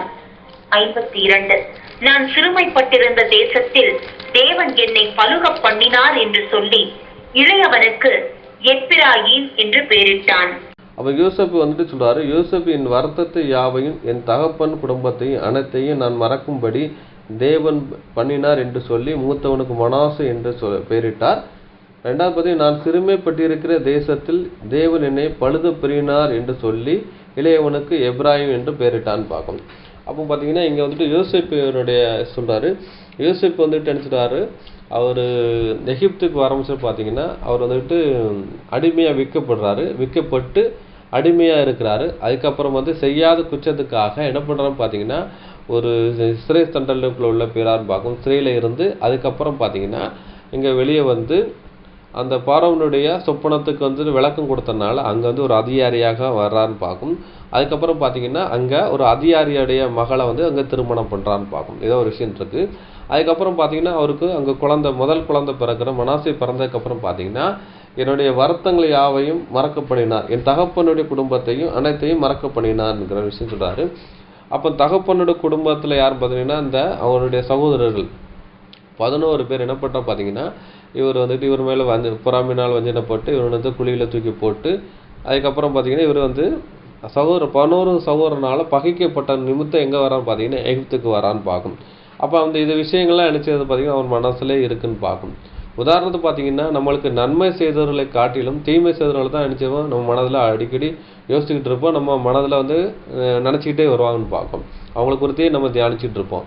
அவங்களுக்கு நம்ம வந்துட்டு நினைச்சாலும் நினைக்கலாட்டினாலும் நமக்கு தீமை செய்தவர்கள் வந்து மனதில் வந்துக்கிட்டு நமக்கு வந்துக்கிட்டே இருக்குன்னு பார்க்கும்.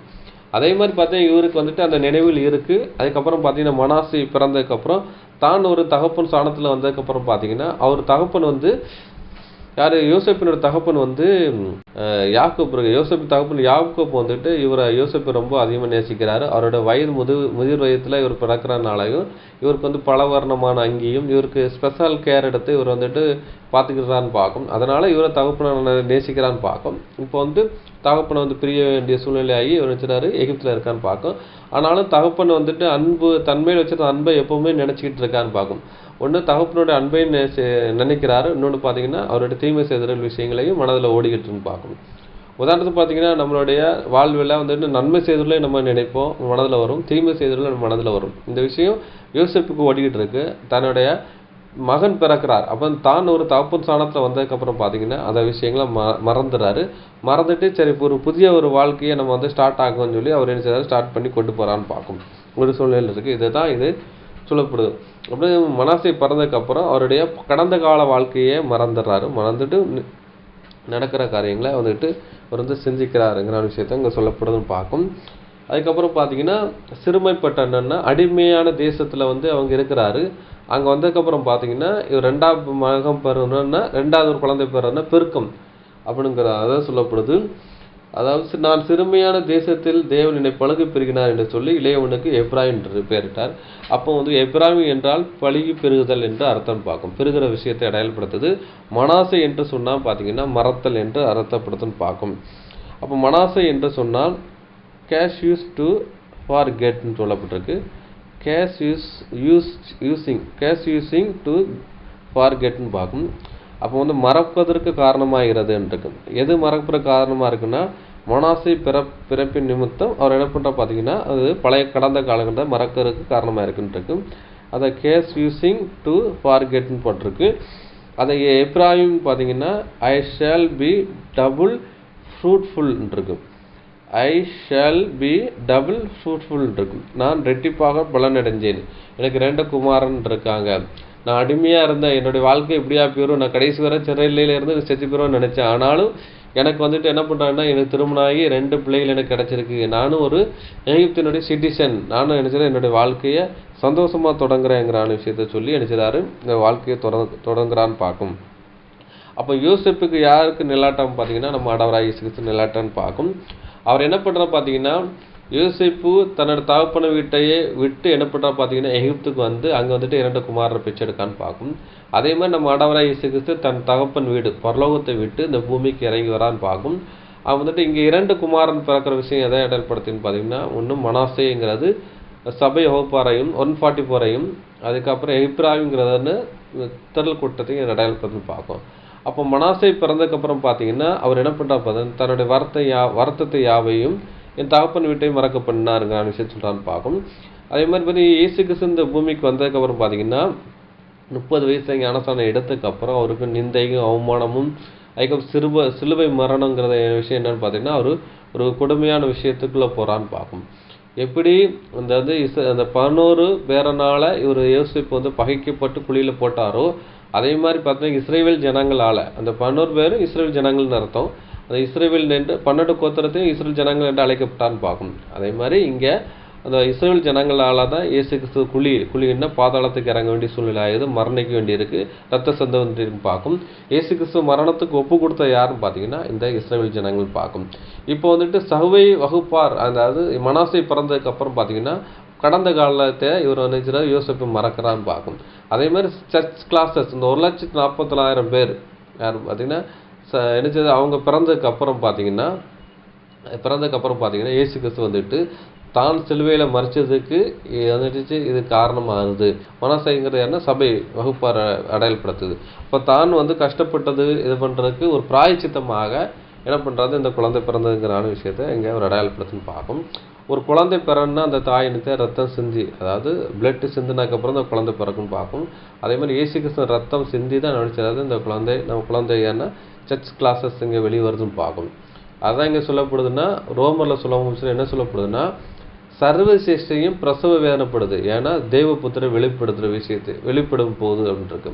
அப்போ சர்வசிஷ்டையும் பிரசவ வேதனைப்படுது தேவபுத்திரை வெளிப்படுத்துறதுக்காகன்றது. அப்போ தேவபுத்திரை வெளிப்படுத்துகிற விஷயம் எதை அடையாளப்படுத்துன்னா இந்த 1,44,000 பேரை அடையாளப்படுத்துது. இந்த 1,44,000 பேர் பிறந்ததுக்கு அப்புறம் பார்த்தீங்கன்னா தேவனுக்கு நினைச்சிடாரு ஒரு சந்தோஷம். கடந்த வாழ்க்கை, அதாவது இயேசு கிறிஸ்து வந்துட்டு கடந்த வாழ்க்கையான அந்த அதாவது இந்த பூமியில் நடந்ததான அவருக்கு ஒரு சோகமான ஒரு முடிவுக்கு அதை வந்துட்டு சோகமான நடந்த அந்த காரியத்துக்கு வந்துட்டு ஒரு முற்றுப்புள்ளி வைக்கிறதுக்கு அடையாளப்படுத்துது. இன்னொன்று பார்த்து அந்த அடிக்கப்படுற விஷயம் எதுன்னா அவர் வந்து முதற்பலன்களை மீட்டு கொண்ட விஷயத்துக்கு அவர் வந்து நினச்சி சந்தோஷப்படுறாங்கங்கிற விஷயம் சொல்லப்படுது பார்க்கும். அதான் அப்போஸ்தலன் பவுல் கூட ஒரு விஷயம் சொல்லுவார், என்ன வந்துட்டு ஒரு குழந்தைய ஒருத்தர் கற்பம் தரிச்சிருக்கா, அவன் வந்துட்டு குழந்தை பிறந்ததுக்கு அப்புறம் அந்த துக்கத்தையும் அந்த வேதனத்தை அதை நினையாமல் ஒரு குழந்தை பூமியில் பிறந்ததுக்காக அவன் சந்தோஷப்பட்டுவார்னு சொல்லுவார் அந்த ஒரு சுவிசேஷத்தில். அதே மாதிரி இங்கே வந்துட்டு சபை வகுப்பார் ஒரு விஷயம் வந்ததுக்கப்புறம் பார்த்தீங்கன்னா இயேசு கிறிஸ்துவுடைய நிந்தைகள் அவமானத்தை அவர் பெருசாக வந்து அவர் நினைக்கிறதில்லைங்கிற விஷயத்தை இங்கே சொல்லப்படுதுன்னு பார்க்கும். அப்படி பார்த்தீங்கன்னா அன்புக்குரிய சகோதரர்களே, அப்போ யோசேப்பு வந்து நம்ம ஆண்டவராக இயேசு கிறிஸ்து நிழலுங்கிற விஷயத்தை நம்ம பார்க்க போகிறோம்.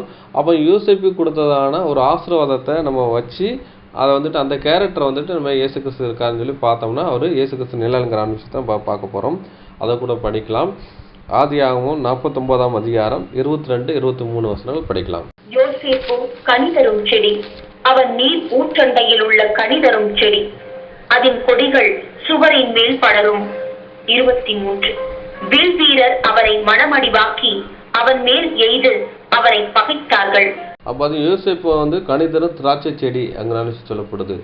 அவன் நீர் ஊற்றண்டையில் கனிதரும் செடி, அவன் கொடியில் சுவரின் மேல் படரும் இருக்கு. அப்போ பழைய ஏற்பாடு முறைமையில் பார்த்தீங்கன்னா ஒரு இச்சை அடக்கத்தோடு இருந்த ஒரு மனுஷன் யாரும் பார்த்தீங்கன்னா யோசேப்பு தான் பார்க்கும். அவர் கூட ஒரு மனைவியோடு வாழ்ந்த ஒரு மனுஷன் என்கிட்ட சொல்லப்படுது. இன்னொன்று அதாவது விபச்சார ஒரு பாவம் அவரை தேடி வருது. ஒரு பெண்ணே வந்துட்டு அவர்கிட்ட வந்துட்டு அவர் யோசேப்பின் அழகு மேல் பிரியப்பட்டு ஒரு பெண்ணை நினச்சிட்டா வராரு. ஆனாலும் அது வந்து விபச்சாரங்கிறான விஷயம் தெரிஞ்சு அது பாவங்கிறான தெரிஞ்சு நினச்சிடாரு, அதை விட்டுவிட்டு ஓடுறான்னு பார்க்கணும். ஏன்னா இது வந்துட்டு நம்ம எஜமான மனைவி அவருக்கு துரோகம் பண்ணக்கூடாதுங்கிறதுக்காக எண்ணி நினச்சிடாரு, அவர் ஓடுறான்னு பார்க்கணும். பார்த்தீங்கன்னா இங்கே யோசேப்பு வாழ்ந்த காலத்தில் நியாயப்பிரமாணம் கிடையாது. அங்கே வந்துட்டு நியாயப்பிரமாணம் தான் பாவம் எதுங்கிறதுன்னு வகையறுக்குதுன்னு பார்க்கணும். அப்போ நியாயப்பிரமாணம் இல்லாத காலத்துலேயும் ஒரு பரிசுத்தமான ஒரு ஜீவிச்சது யாரும் பார்த்தீங்கன்னா இந்த யோசேப்பும் பார்க்கணும். அவர் வந்துக்கிட்டு தன்னுடைய எஜமான மனைவிக்கு வந்துக்கிட்டு துரோகம் செய்யக்கூடாது நல்ல ஒரு விஷயம் இருந்துச்சு. ஆனாலும் வந்துக்கிட்டு அந்த மனைவி அவருடைய எஜமான மனைவி நிமித்தமே என்ன பண்ணுறா பார்த்தீங்கன்னா ஒரு குற்றச்சாட்டு நிமித்தம் என்ன பண்ணுறா பார்த்தீங்கன்னா சிறைச்சாலைக்கு போக வேண்டிய சூழ்நிலை இருக்கும் பார்க்கும். அந்த கனி அப்படிங்கிற விஷயம் பார்த்தீங்கன்னா அந்த ஆவியங்கனி 9ல் இச்சை அடக்கன்னு ஒரு கனி இருக்குன்னு பார்க்கணும். அந்த கனி யார்கிட்ட இருந்துச்சு பார்த்தீங்கன்னா இவர்கிட்ட இருந்துச்சு. அவரோட யோசேப்புகிட்ட பார்த்தீங்கன்னா ஒரு உண்மையிலே அந்த ஆவியங்கனி 9 கூட அவர்கிட்ட இருந்துச்சு. அந்த மாதிரி ஒரு பெர்ஃபெக்ட் லோலாக ஒரு மனுஷனாக இருந்தார்னு பார்க்கணும். அதே மாதிரி நம்ம ஆண்டவராகிய இயேசு கிறிஸ்துவும் பார்த்தீங்கன்னா ஒரு கனிதர திராட்சை செடி தான். அவர்கிட்ட 9 விதமான அந்த கனிகள் அப்படின்னா அந்த கேரக்டரும் அவர்கிட்ட இருந்துச்சுங்கிற விஷயம் சொல்லப்படுது பார்க்கும். அதுக்கப்புறம் வில் வீரர்களை மடங்கடுக்கி அவன் மேல் எய்து அவனை பகைத்தார்கள்.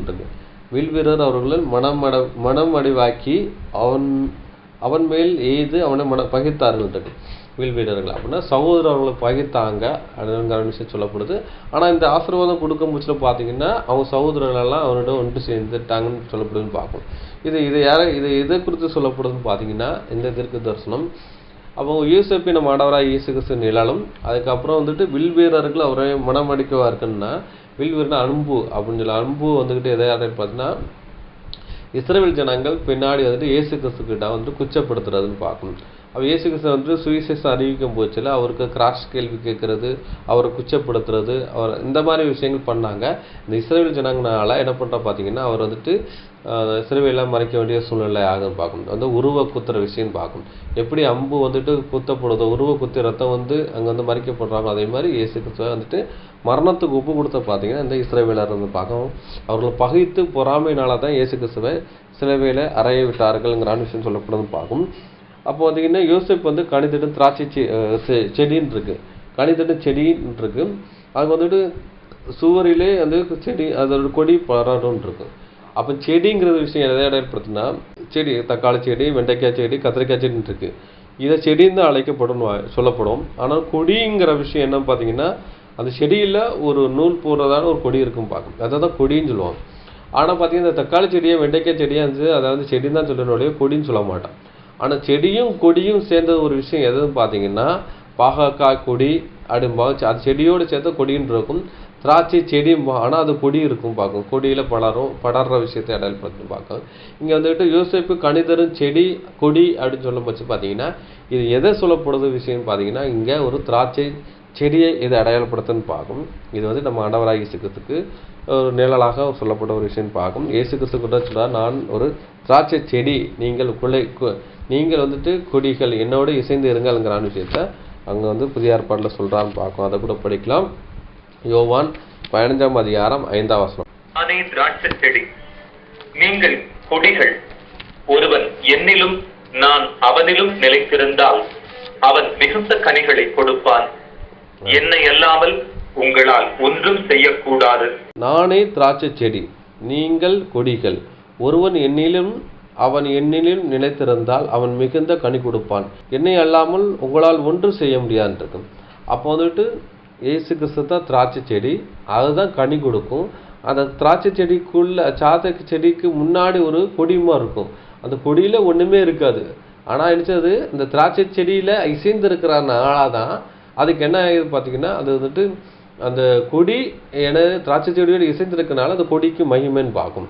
அப்போ வந்து கொடி நினைச்சது பார்த்தீங்கன்னா கொடி வந்துட்டு அங்கங்கே டச் பண்ணிக்கிட்டே கொண்டு போகுது. அதாவது இந்த திராட்சை செடியே படறதுக்கு இந்த கொடி வந்து ஏதுவாக இருக்குது. ஆனால் அந்த கொடியால் வந்துட்டு என்ன பண்ண முடியுதுன்னா கனி கொடுக்க முடியல. ஆனால் திராட்சை செடி தான் அங்கே கனி கொடுக்கவும் பார்க்கும். அதே மாதிரி கொடி எதை அடையாளப்படுத்துனா இந்த சபை வகுப்பாரை அடையாளப்படுத்துது. இவங்க சத்தியத்தை என்ன பண்ணுறா பார்த்தீங்கன்னா இங்கே உலகம் என்று கொண்டு சேர்க்குறாங்க. இது நிமித்தம் என்ன பண்ணுறா பார்த்தீங்கன்னா இயேசு கிறிஸ்து கனி கொடுக்குறாரு. அதை வந்துட்டு இந்த கொடி கனி கொடுக்குற மாதிரி இங்கே என்னப்படுதுன்னு பார்க்கணும். அப்போ அந்த செடி வளர்றதுக்கு இந்த கொடி நினைச்சது ஒரு ஏதுவாக இருக்குன்னு பார்க்கணும். அதே மாதிரி இங்கே பார்த்தீங்கன்னா இயேசு கிறிஸ்துவ ஊழியம் செய்கிறதுக்கு இங்கே அப்போஸ்தலருக்கு உதவியாக இருந்தாங்க. அப்போஸ்தலர் உபதேசத்தை பின்பற்ற நாம் கூட உதவியாக இருக்கும். அதனால் இயேசு கிறிஸ்து கனி கொடுக்குறாருன்னா அப்போ வந்துட்டு அந்த கனி வந்துக்கிட்டு நம்ம கொடுக்குறமாக இங்கே என்னப்படுதுங்கிற விஷயம் சொல்கிறாருன்னு பார்க்கும். என்னை அல்லாமல் உங்களால் ஒன்று செய்ய முடியாதுருக்கு. அப்போ நம்மளால் வந்து கனி கொடுக்க முடியாது. கனி கொடுக்குற யாருன்னு பார்த்தீங்கன்னா தேவன் தான் பார்க்கும். அதனால தான் தேவனுடைய பரிசுத்தாவியை கொடுத்து நம்மளுக்கு வந்து நம்மளை வழி நடத்துகிறன்னு பார்க்கும். அது ஆவியின் கனிகள்னு சொல்லி 9 சொல்லப்பட்டிருக்குன்னு பார்க்கும். அப்போ பார்த்தீங்கன்னா நம்மளுடைய ஆவி நமக்குள்ள ஒரு ஆவி இருக்குது. அதனால பரிசுத்தமான ஒரு ஜீவிக்க முடியாது. தேவன் கொடுக்குற ஒரு ஆவியை கொண்டு தான் நம்ம நினைச்சிட்டு பரிசுத்தமான ஒரு வாழ்க்கை வாழ முடியும் சொல்லப்படுதுன்னு பார்க்கும். அதே மாதிரி யோசேப்புக்குள்ள என்ன சொன்னாங்க இந்த மனாசை கோத்திரம் எப்ராயிம் கோத்திரம் என்னப்பட்டாருன்னு பார்க்கும். அதே மாதிரி இயேசு கிறிஸ்துக்குள்ள இங்கே யார் வரான்னு பார்த்தீங்கன்னா சர்ச் கிளாஸஸ் 140 பவுன் திரள் கூட்டம் இங்கே வரதுன்னு பார்க்கணும். இப்போ இயேசு கிறிஸ்து அல்லாமல் நம்மளால் ஒன்றும் செய்ய முடியாதுன்னு பார்க்கணும். ஏன்னா இயேசு கிறிஸ்து தான் கனிகள் நிறைந்தானா வாழ்க்கை வாழ்ந்திருக்கான்னு பார்க்கணும். அதே மாதிரி பழைய ஏற்பாட்டில் யோசேப்பு தான் கனிகள் நிறைந்த வாழ்க்கை வாழ்ந்தனால அவர் கோத்திர பட்டியலில் அவர் சேர்க்கப்பட்டார்கள் சொல்லப்படுதுன்னு பார்க்கணும். அப்போ வந்து இங்கே மனாசை எப்ராயிம் வந்துக்கிட்டு பார்த்தீங்கன்னா யோசேப்புக்காக தான் இவங்க வந்துட்டு தன்னுடைய குமாரனாக பின்னாடி அங்கே சேர்க்கப்பட்டான்னு பார்க்கணும். அதே மாதிரி இயேசு கிறிஸ்துக்காக தான் இங்கே என்னென்னா சர்ச் கிளாஸஸுக்காக 140 பேரையும் திருக்கூட்டத்தையும் தேவன் தன்னுடைய பிள்ளைகளாக அங்கீகரிக்கான்னு பார்க்கும். எப்படி யாக்கோப்பு வந்துக்கிட்டு யோசேப்பின் பிள்ளைகளை தன்னுடைய பிள்ளைகளாக வந்து அங்கீகரிக்காரோ அதே மாதிரி பார்த்தீங்கன்னா இங்கே பிதாவாகிய தேவன் என்ன பண்ணுறா பார்த்தீங்கன்னா யோசேப்பாகிய இயேசு கிறிஸ்துவினுடைய பெற்றெடுத்த பிள்ளை சுவிசேஷத்தில் பெற்றெடுத்த பிள்ளையாகிய என்ன மனாசே கோத்திரத்தாய் சர்ச் கிளாஸத்தையும் ஏப்ராம் கோத்திரத்தாய் திருக்கூட்டத்தாயும் என்ன பண்ணுற தன்னுடைய பிள்ளையாக அங்கே வந்து தேர்ந்தெடுக்கான்னு பார்க்கும். அப்போ வந்துட்டு பழைய ஏற்பாட்டில் பார்த்தீங்கன்னா எப்ராஹிமையும் நினைச்சிடாரு என்னுடைய சேஷபுத்திரன் என்று சொல்கிறாரு. அதே மாதிரி மனாசே என்னுடைய சேஷபுத்திரங்கிறான விஷயம் சொல்கிறாருன்னு பார்ப்போம். அதே மாதிரி இங்கேயும் இவங்க யாரும் பார்த்தீங்கன்னா சர்ச் கிளாஸும் என்ன முதற் பலன்றது தான். அதே மாதிரி எப்ராஹிம் சொல்லப்பட்ட திருக்கூட்டம் முதற் பலன் தான். ஆனாலும் நினைச்சிடாங்க முதற் பலனை நினைச்சிடாங்க அந்த லெக்க தவறி விட்டாங்க. ஆனாலும் நினைச்சிடாங்க சத்தியத்தை வந்து ஜெனிபிக்கப்பட்டார்கள் தான் முதற் பலன் சொல்லப்பட்டிருக்கு.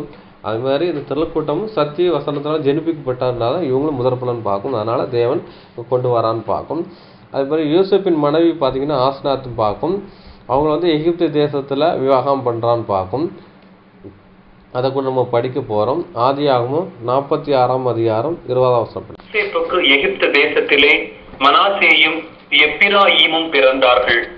அவர்களை ஓன் பட்டணத்து ஆசாரியனாகிய போத்திபிராவின் குமாரத்தியாகிய ஆஸ்நாத் அவனுக்கு பெற்றாள். அப்போ யூசேப்பு வந்துட்டு எகிப்து தேசத்தில் மனாசேயும் எப்பிராயும் பிறந்தார்கள். அவர்கள் ஓன் பட்டணத்து ஆசாரியனாகிய போத்திபிராவின் குமாரத்தியாகிய ஆஸ்நாத்தில் அவருக்கு பெற்றார்கள். அப்போ வந்துட்டு யோசேப்பு வந்துக்கிட்டு எகிப்து தேசத்தில் ஒரு போர்த்திபாருடைய ஆசாரியனா ஓன் பட்டண ஆசாரியனா அங்கே வந்துக்கிட்டு பட்டணத்து ஆசாரியன் அப்படின்னு சொல்லிட்டு பார்த்தீங்கன்னா அவர் வந்துட்டு என்ன நம்ம ஊர் பஞ்சாயத்து தலைவர்னு சொல்லுவோம்ல அதே மாதிரி தான். இங்கே வந்து ஆசாரியன்னா நம்ம ஆசாரியன் நினச்சிடக்கூடாது. அவர் ப்ரீஸ்ட் கிடையாது. இவங்க வந்துட்டு ஆசாரியன்னா அந்த ஏரியாவை ஆளுகைக்குள் உள்ளவர் ஒரு அமைச்சர் மாதிரி இருப்பார்னு பார்க்கணும். இல்லைன்னா அது கவுன்சிலர் அப்படின்னு சொல்லலாம். அந்த மாதிரி ஒரு ஆளுகைக்குள்ள இருக்கிறவர் அந்த ஆளுகையில் ஆளுநர் அப்படின்னு தான் சொல்லணும். இவருடைய ஆளுநருடைய மகளை தான் யார் திருமணம் பண்ணிருக்குன்னா யோசேப்பு திருமணம் பண்ணியிருக்கான்னு பார்க்கணும். இவங்களுக்குள்ள அந்த ஆஸ்நாத்திட்ட பார்த்தீங்கன்னா யார் மனாசேயும் எப்ராயிம்ங்கிறதான ஒரு 2 குழந்தைகளை அங்கே பெற்றெடுக்கான்னு பார்க்கணும். அப்போ யோசேப்பின் மனைவி யாரும் பார்த்தீங்கன்னா ஆஸ்நாத்து சொல்லப்பட்டிருக்கு. இந்த ஆஸ்நாத்துங்கிறதான பேரோட அர்த்தம் என்ன பார்த்தீங்கன்னா பிலோயிங் டு த காட்னஸ் நித்தின் இருக்கு. பிலோயிங் டு த காட்னஸ் நித்தின் இருக்கு. நித்தின் சொல்லப்பட்டிருக்குன்னு பார்க்கும். அந்த நித்தின்ங்கிற விஷயம் நித்தின் சொல்லி பார்த்தீங்கன்னா நித் அப்படின்னு போட்டிருக்கு. அப்போ அந்த நித்துங்கிற விஷயம்னா எகிப்தினுடைய ஒரு தெய்வத்தின் பேர் தான் நித்தின் பார்க்கும். அதோட பேரை தான் என்ன பார்த்தீங்கன்னா யோசேப்பின் மனைவி ஆஸ்நாத்துக்கு பேர் இருக்கு. ஆஸ்நாத்துன்னா எகிப்தினுடைய ஒரு பெண் தெய்வத்தினுடைய பேர் அங்கே சொல்லப்பட்டிருக்கு. அப்போ என்ன நித் தெய்வத்துக்கு சொந்தமானவர். ஆஸ்நாத்தினுடைய பேரினோட அர்த்தம் பார்த்தீங்கன்னா நித் தெய்வத்துக்கு சொந்தமானவர்கள் அங்கே விஷயம் சொல்லப்படுதுன்னு பார்க்கும். அங்கே அந்த ஆஸ்நாத் யாருன்னு பார்த்தீங்கன்னா அங்கே ஒரு ஆசாரியன் என்கிற விஷயம் என்னென்னா அங்கே ஒரு ஆளுநருடைய மகளை தான் இங்கே திருமணம் பண்ணுறான்னு பார்க்கணும். அதே மாதிரி இங்கே இயேசு கிறிஸ்துவோடைய மனைவி யாருன்னு பார்த்தீங்கன்னா இங்கே பார்த்தீங்கன்னா அப்படியே நீங்கள் பொருளில் வந்துடலாம். அப்போ இயேசு கிறிஸ்து மனைவிங்கிற விஷயம் என்ன சபை வகுப்பாருன்னு பார்க்கும். இவங்களை எங்கே செலெக்ஷன் பண்ணுறா பார்த்தீங்கன்னா எகிப்தில் பார்க்கணும். அங்கே பார்த்தீங்கன்னா யூசப்பின் மனைவி எகிப்தில் தான் அங்கே தேர்ந்தெடுத்து அங்கே தான் 2 குமாரன்னு பெறான்னு பார்க்கும். அந்த எகிப்து எதை அடையாளப்படுத்துனா இயேசு கிறிஸ்துக்கு ஒரு பாவ உலகத்தை அடையாளப்படுத்துன்னு பார்க்கும். அப்போ இந்த ஆசனத்தை யாருன்னு பார்த்தீங்கன்னா ஒரு ஆளுநருடைய மகளை தான் அவர் திருமணம் பண்ணுறான்னு பார்க்கும். அப்போ பார்த்தீங்கன்னா இங்கே வந்து பார்த்தீங்கன்னா அந்த நீத் தெய்வம் சொந்தமானன்னு பார்த்தீங்கன்னா இப்பிரமஞ்சி தேவானவன் யாருன்னா பிசாசானவன் பார்க்கும். இந்த பிசாசின் பிடியில் யார் இருக்கான்னு பார்த்தீங்கன்னா உலக ஜனங்கள் பிடியில் இருக்கான்னு பார்க்கும். இந்த உலக ஜனத்துக்குள்ளே தான் யாருக்கு பார்த்தீங்கன்னா இயேசு கிறிஸ்துவோடைய மனவாட்டி இருக்கான்னு பார்க்கும். அவரை தான் எதிர்த்து கொண்டு வரான்னு பார்க்கும். அப்போ வந்து என்ன பார்த்தீங்கன்னா அந்த நீத் தெய்வத்துக்கு சொந்தமான யார் பார்த்தீங்கன்னா ஆஸ்நாத் பார்க்கும். அதே மாதிரி மனவாட்டி சபை எதுக்குள்ளே இருக்குன்னு பார்த்தீங்கன்னா சாத்தானு பிடியில் அங்கே பிடிப்பட்டில் இருக்குன்னு பார்க்கும். அங்கேருந்து தான் சொந்தமானவங்க, அங்கேருந்து இயேசு கிறிஸ்து வந்து மீட்கப்படுறான்னு பார்க்கும், சபையை மீட்டெடுக்கிறான்னு பார்க்கும். அதான் சொல்கிறார், நான் சிலுவையில் உயர்த்தப்படும் போச்சுன்னா உங்களை இழுத்துக்கொள்வேன்ங்கிற விஷயம் சொல்கிறான்னு பார்க்கும்.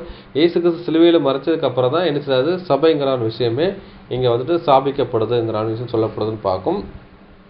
அதான் இயேசு கிறிஸ்து வந்துட்டு இந்த பூமியில் வந்து 30 வயசில் வந்துட்டு ஞானஸ்நானம் எடுத்து 40 நாள் உபவாசம் இருந்துட்டு வெளியே வராரு. அப்போ சாத்தான் வந்து அவர் வந்துட்டு தேவாலயத்தின் உப்பரிகளை கொண்டு போய் ராஜ்யத்தின் மகிமையெல்லாம் காமிச்சு இதெல்லாம் எனக்கு ஒப்பு கொடுக்கப்பட்டிருக்கு, எனக்கு சித்தமானவருக்கு நான் கொடுத்துருக்கிறேங்கிறது சொல்கிறாரு. நீர் என்னை தண்டலிட்டு நமஸ்கரித்தீங்கன்னா இதெல்லாம் நமக்கு தருவேன் அப்படின்னு சொல்கிறான்னு பார்ப்போம். அப்போ வந்துட்டு இந்த சாத்தானுங்கிற யாரை இப்பிரபஞ்ச தேவனானவன் அவருக்கு என்ன பண்ணுறாருன்னா அங்கே வந்துட்டு ஜனங்கள்லாம் ஒப்பு கொடுக்கப்பட்டிருக்காங்க. அவங்க வந்துட்டு அவர் கீழே இருக்காங்கன்னு பார்க்கும். இவங்களுக்கு கீழே இருக்கிற அந்த ஜனங்கள்கிட்ட தான் யார் பார்த்து மணவாட்டி சபைங்கிற விஷயத்தை தூக்கி எடுக்கான்னு பார்க்கும். அதான் நீங்கள் வெளிப்படத்தில் படிச்சிங்கன்னா சொல்லப்படுறதுக்கு மனைவி தன்னை ஆயத்தப்படுத்தினா என்று சொல்ல கேட்டேன் இருக்கும். அப்போ அங்கே வந்துட்டு யோசேப்பின் மனைவி எங்கே இருக்காருன்னு பார்த்தீங்கன்னா அவர் வந்துக்கிட்டு எகிப்தில் வந்து அவர் வந்துட்டு தேர்ந்தெடுக்கான்னு பார்க்கும். அப்போ வந்துக்கிட்டு யோசேப் வந்து ஒரு எபிரேயர் பார்க்கும். எபிரேயர் வந்துக்கிட்டு ஒரு எகிப்தில் எப்படின்னா புறஜாதி ஸ்திரியை பார்த்து அங்கே பொண்ணு எடுத்து அங்கே திருமணம் பண்ணுறான்னு பார்க்கும். அதே மாதிரி இயேசு கிறிஸ்து யாருன்னு பார்த்தீங்கன்னா அவரும் என்ன பண்ணுறாருன்னா பரலோகத்தில் உள்ளவர்னு பார்க்கும். அப்போ பார்த்தீங்கன்னா இவங்க யோசேப்பு யாருன்னு பார்த்தீங்கன்னா அவங்க வந்துட்டு சேஷ்டபுத்திர முதற் பலன் என்று சொல்லப்படுதுன்னு பார்க்கும். அதே மாதிரி இயேசு கிறிஸ்து யார் பார்த்தீங்கன்னா சிருஷ்டிப்பின் முதற் பேரன்னு பார்க்கும். அவர் என்ன பண்ணுறாரு பார்த்தீங்கன்னா எகிப்துன்றதான ஒரு பாவம் உலகத்தில் இருக்கிற ஆசனாத் என்று சொல்லப்பட்ட ஆசனத்தை என்ன நீட் தெய்வத்துக்கு சொந்தமானான் இருக்கு. அவர்னா இப்பிரபஞ்சத்து தேவனாவது சொந்தமானது யார் பார்த்தீங்கன்னா மணவாட்டி சபை பார்க்கும். இங்கே இருந்தால் பெண் எடுத்து இங்கே வந்துட்டு 2 பேர் சபையும் திரள் கூட்டத்தையும் எடுக்கிறான்னு பார்க்கும். அதே மாதிரி அந்த நித் தெய்வத்துக்கு சொந்தமான அந்த ஆசனாத்திட்ட தான் யோசேப் வந்து 2 குமாரனை பெற்றெடுக்கிறான்னு பார்க்கும். இதுக்குன்னா நம்ம வந்து சபை வகுப்பாக இருக்கும் நம்ம திருக்கூட்டத்துக்கும் நம்ம ஆண்டவரை இயேசு கிறிஸ்து பெற்றெடுத்த பிள்ளையை அடையாளப்படுத்து சுவிசேஷனால் பெற்றெடுத்த பிள்ளைக்கு நிலநாட்டமாக இருக்குங்கிற விஷயம் சொல்லப்படுதுன்னு பார்க்கும். அடுத்தபடியாக அன்புக்குரிய சோதரே மனசே என்றால் மறத்தல்ங்கிற விஷயம் பார்க்கும். அப்போ மனாசே பிறந்ததுக்கப்புறம் பார்த்தீங்கன்னா அவர் வந்துட்டு அவருடைய கடந்த கால வாழ்க்கையை மறக்கிறான்னு பார்க்கும். மறக்கிறாரு தனக்கு ஒரு குமாரன் பிறந்ததுக்காக சந்தோஷப்பட மறக்கிறான்னு பார்க்கும். அப்போ வந்துட்டு மனாசேனுடைய கேரக்டர் என்னன்னு பார்த்தீங்கன்னா மறத்தல்னு பார்க்கும். அப்போ தகப்பன் வீட்டையும் மறக்கிற விஷயத்தை அடையாளப்படுத்துன்னு பார்க்கும். அதே மாதிரி அபிரகாம் விசுவாசத்தின் தந்தைன்னு சொல்லப்பட்ட அபிரகாம் என்ன பண்ணுறா பார்த்தீங்கன்னா அவர் இனத்தையும் தகப்பன் வீட்டையும் மறந்து நான் உனக்கு காமிக்க தேசத்துக்கு போன்னு சொல்லி தேவன் சொன்னனால எல்லாத்தையும் விட்டுட்டு போனார் பார்க்கும். அதான் விசுவாசத்தை விசுவாசத்தின் தந்தை என்று அழைக்கப்படுறான்னு பார்க்கும். அது விசுவாசத்துக்கு ஒரு உதாரணமாக யாரை சொல்லப்படுறோம்னா நம்ம அபிரகாமை சொல்லப்படுறோம். ஏன்னா அவர் தகப்பன் வீட்டையும் அவர் இனத்தையும் தகப்பன் வீட்டையும் விட்டு அனுப்பிச்சாரு தேவன் காமிச்ச இடத்துக்கு அவர் போனான்னு பார்க்கும். அதே மாதிரி நினச்சது மனோசை போல அது மனோசைங்கிறாரு யாருன்னா சபை வகுப்பாரை 144 அடையாளப்படுத்துன்னு பார்க்கும். அந்த மாதிரி இருந்தால் அப்போ தகப்பன் வீட்டை மறக்கணும். எப்படி யோசேப்பு வந்து தகப்பன் வீட்டை மறந்து அதாவது என்ன சொல்கிறாருன்னா அவர் வந்துட்டு எகிப்துக்கு கொண்டு வரான்னு பார்க்கணும்.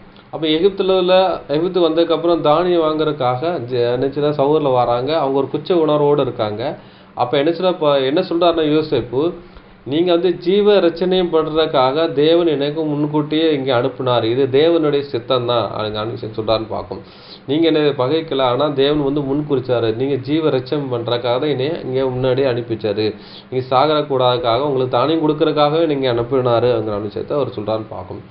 அதே மாதிரி நம்ம ஆண்டவரை இயேசு கிறிஸ்து கூட ஜீவ ரச்சனை அடையிறக்கும் மனுக்குலம் வந்துட்டு சாகாதபடி என்ன பண்ணுறான்னு பார்த்தீங்கன்னா மனுக்குலத்தை காக்கிறதுக்காக எப்படி யோசேப்பு வந்துக்கிட்டு அங்கே வந்து தானியத்தை கொடுத்து அந்த இஸ்ரவேல் புத்திரர்கள் 11 பேரை ஆதரித்தாரோ அதே மாதிரி இங்கேயும் சத்தியத்தினால ஜனிப்பிக்கப்பட்ட அந்த ஜனங்களை ஆதரிக்கிறதுக்காக தேவன் வந்து தன்னுடைய ரன்சம் ஈடுபடியே கொடுக்க ரச்சனை பண்ணுறாரு. அதன்படியாக இங்கே திரள் கூட்டமாக எப்ராஹிம் கோத்திராமும் திரளான ஜனங்கள் உலக ஜனங்களையும் அவரை இயேசு கிறிஸ்து ரத்தத்தினால மீட்டு கேட்டுற ஒரு அனுபவத்தை அடையாளப்படுத்துன்னு பார்க்கும்.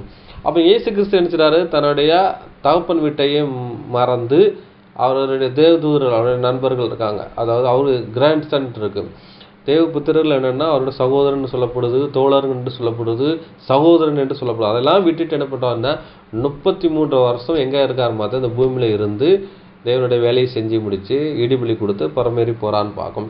அதே மாதிரி அங்கே வந்து அப்போ வந்து யோசேப்பு வந்துக்கிட்டு பரவனுக்கு முன்னாடி நிற்க முடிச்சு அவருக்கு 30 வயது என்று சொல்லப்படுதுன்னு பார்க்கும். அதே மாதிரி இயேசு கிறிஸ்து வந்துக்கிட்டு இங்கே ஞானஸ்தானம் எடுக்க வரோம்னு சொல்லி பார்த்தீங்கன்னா அவர் வயது பார்த்தீங்கன்னா அங்கே 30 வயசுன்னு பார்க்கும். 30 வயசில் என்ன பண்ணுறா பார்த்தீங்கன்னா அவர் வந்து ஊழியத்தை அவர் வந்து ஸ்டார்ட் பண்ணுறான்னு பார்க்குறோம்.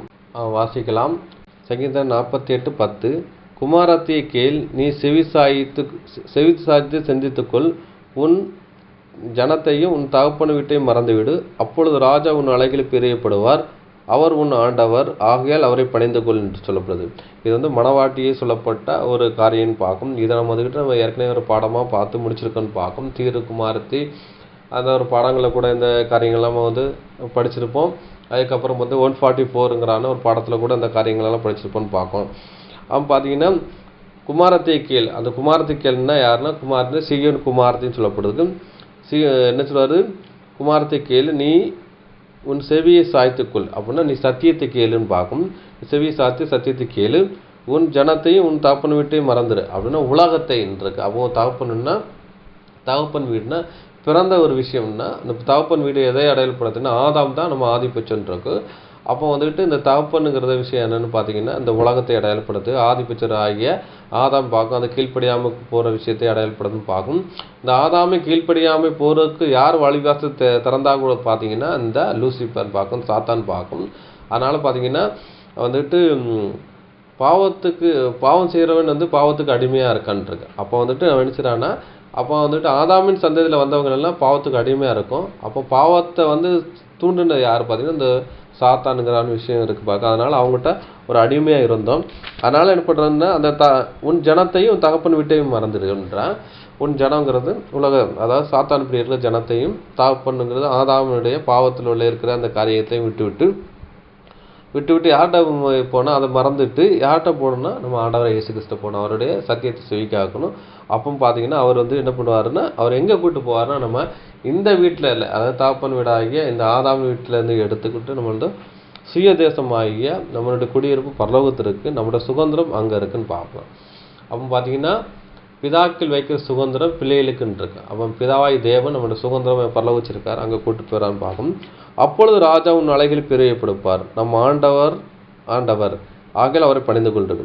அப்பொழுது ராஜா உன் அலைகளில் பிரியப்படும். அழகான ஒரு ஜீவியத்தை அடையாளப்படுத்து. அவர் உன் ஆண்டவர்னு சொல்லி வார்த்தை யாரை யூஸ் பண்ணுவோம் பார்த்தீங்கன்னா நம்ம ஆண்டவரை ஈஸியாக ஆண்டவர் அன்றுன்னு யூஸ் பண்ணுவோம். ஸோ அவரை பணிந்து கொள்ளுங்கிற விஷயம் சொல்லப்படுதுன்னு பார்க்கும். அதை வந்துட்டு சாத்தன் வந்துட்டு நம்ம ஆண்டவரை இயேசுகிட்ட சொல்கிறாரு, நீர் என்னை பணிந்து கொள்ளுன்றாரு. ஆனால் திருப்பி நம்ம ஆண்டவரை இயேசு என்ன சொல்கிறாருன்னா, உன் தேவனாய் கர்த்தரே ஒருவருக்கே நீ ஆராதனை செய்து அவருக்கே நீ பணிந்து கொள்வாய் என்று எழுதியிருக்கின்றதே என்றது. அப்போ பார்த்தீங்கன்னா பணிந்து கொள்வது யாருன்னா நம்ம ஆண்டவரை இயேசு கிறிஸ்து தான். அவர் தான் ஆண்டவர், அவரை தான் நம்ம பணிந்து கொள்ளணும்னு பார்க்கும். அப்போ மனாசை என்றால் மறத்தல், உலகத்தை மறக்கணும் பார்க்கும். மறந்து ஜீவித்தா தான் என்ன பண்ண முடியும், நம்ம சபை வகுப்பாராக மாற முடியும் பார்க்கும். இயேசு கிறிஸ்து அழிச்சிடாரு, அவர் தாப்பன் வீட்டை மறந்து இந்த பூமிக்கு வந்து அந்த காரியங்களை செஞ்சு போயிட்டு போட்டார்னு பார்க்கும். அவர் அடிச்சூடில் நம்ம பின்பற்றி போனால் தான் நம்ம நினச்சது சபை வகுப்பாராக மாற முடியும்னு பார்க்கும். அடுத்தபடி அன்புக்குரிய சகோதரர்களை வாசிக்கலாம். என்னன்னு பார்த்தீங்கன்னா அவரோட சீஷராகவும் அப்போஸ்தலனாக இருக்குன்னு பார்த்தீங்கன்னா அப்போ வந்துட்டு தகப்பன் வீடு இந்த உலகத்தை மறக்க வேண்டும்ங்கிற விஷயம் சொல்லியிருக்கான்னு பார்ப்போம். அது கூட படிக்கலாம். லூக்கா 14 அதிகாரம் 26 வசனம் படிக்கலாம். யாரொருவன் என்னிடத்தில் வந்து தன் தகப்பனையும் தாயையும் மனைவியையும் பிள்ளைகளையும் சகோதரரையும் சகோதரிகளையும் தன் ஜீவனையும் வெறுக்காவிட்டால் எனக்கு சீஷனாய் இருக்க மாட்டான். இப்போ வந்துட்டு எல்லாத்தையும் விட்டு வரணும்னு சொல்றாரு. அப்போ வந்து அவர் செவி சாய்க்கணும்னா அவர்கிட்ட சத்தியத்தை கேட்கணும் அப்படின்னு சொல்றாரு. அப்போ இயேசுக்கு சீஷனாக மாறணும் அப்படின்னு பார்த்தீங்கன்னா யாதொரு இடத்துல வந்து தன் தகப்பனையாகட்டும் தாயையாகட்டும் மனைவியாகட்டும் பிள்ளைகளாகட்டும் சகோதரியாகட்டும் தன் ஜீவனை வெறுக்காவிட்டால் தனக்கு சீசனாக இருக்க முடியாதுன்ட்டு. அப்போ இயேசு கிறிஸ்துவ போதனையை நீங்கள் பின்பற்றணும்னா என்ன அப்போ வந்துட்டு யூதர்களும் ஒரு போதனை வச்சுருந்தாங்க, நியாயப்பிரமாணத்தை வச்சுக்கிட்டாங்க, கற்பனை வச்சுக்கிட்டு இப்படி தான் இருக்குன்னு சொல்லி ஆசாரியின் போதிக்கிறதான் கேட்கணும். தோராவை வந்துட்டு போதிக்கிறாங்க, அதான் கேட்கணுன்றதாங்க. இயேசு கிறிஸ்து வந்து ஒரு போதனை போதிக்கிறாங்க. அப்போ இயேசு கிறிஸ்துவ போதனை நீங்கள் பின்பற்றினா அவங்களுக்கு யூதர்களுடைய சலுகை அதுங்கிறது எல்லாம் கட் ஆகிடுது. அவங்களுக்கு என்ன பண்ணுறாங்கன்னா அவங்க வந்து பலி செலுத்த போனாலும் அவனுக்கு பலி செலுத்த மாட்டாங்க. ஏன்னா நீங்கள் இயேசு கிறிஸ்துவ போதனை பின்பற்றுறீங்க. நசரேனுடைய மத போதகத்தை பின்பற்றுறவர்களை என்ன தள்ளி வச்சாங்கன்னு இருக்கு. இயேசு கிறிஸ்து சுவிசேஷத்தை வந்து நசரேனுடைய மத போதகம்னு சொல்லி அவங்க வந்து ஊரை விட்டு ஒதுக்கி வச்சிருந்தான்னு பார்க்கணும். ஆனால் உங்களை கொல்ல கூட செய்வாங்க. ஆனாலும் நீங்கள் வந்துட்டு என்கிட்ட வந்தீங்கன்னா உங்கள் தகப்பன் பகைப்பாங்க, தாய் பகைப்பாங்க, எல்லாரும் பகைப்பாங்க, உங்கள் ஜீவனையும் இருக்கணும். ஏன்னா உங்களுக்கு கொலை கூட பண்ணுவாங்க. அப்படி இருந்தால் இந்த சீசன் ஆக்க முடியுங்கிற விஷயம் சொல்கிறான்னு பார்க்கும். அப்படி சீசன் ஆகிறாங்க யாருன்னு பார்த்தீங்கன்னா 12 அப்போஸ்தலர்னு பார்க்கும். அவங்க சீசன்லாம் மாறினாங்கன்னு பார்க்கும்.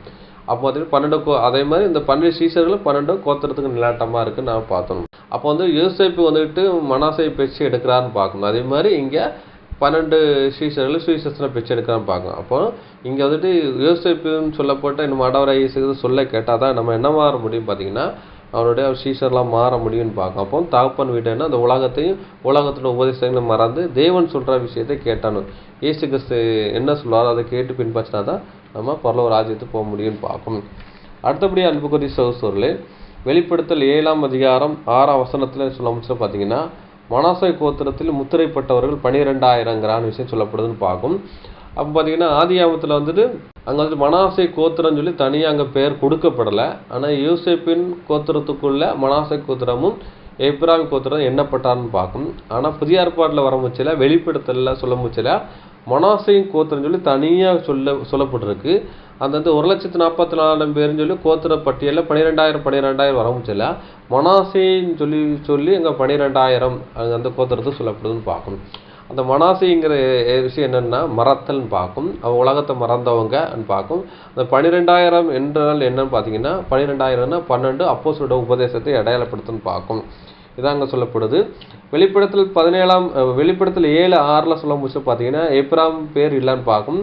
அப்போ 1,44,000 பேரில் யார் பேர் இடம் பெறல பார்த்தீங்கன்னா இங்கே எப்ராம் பேர் இடம் பெறல.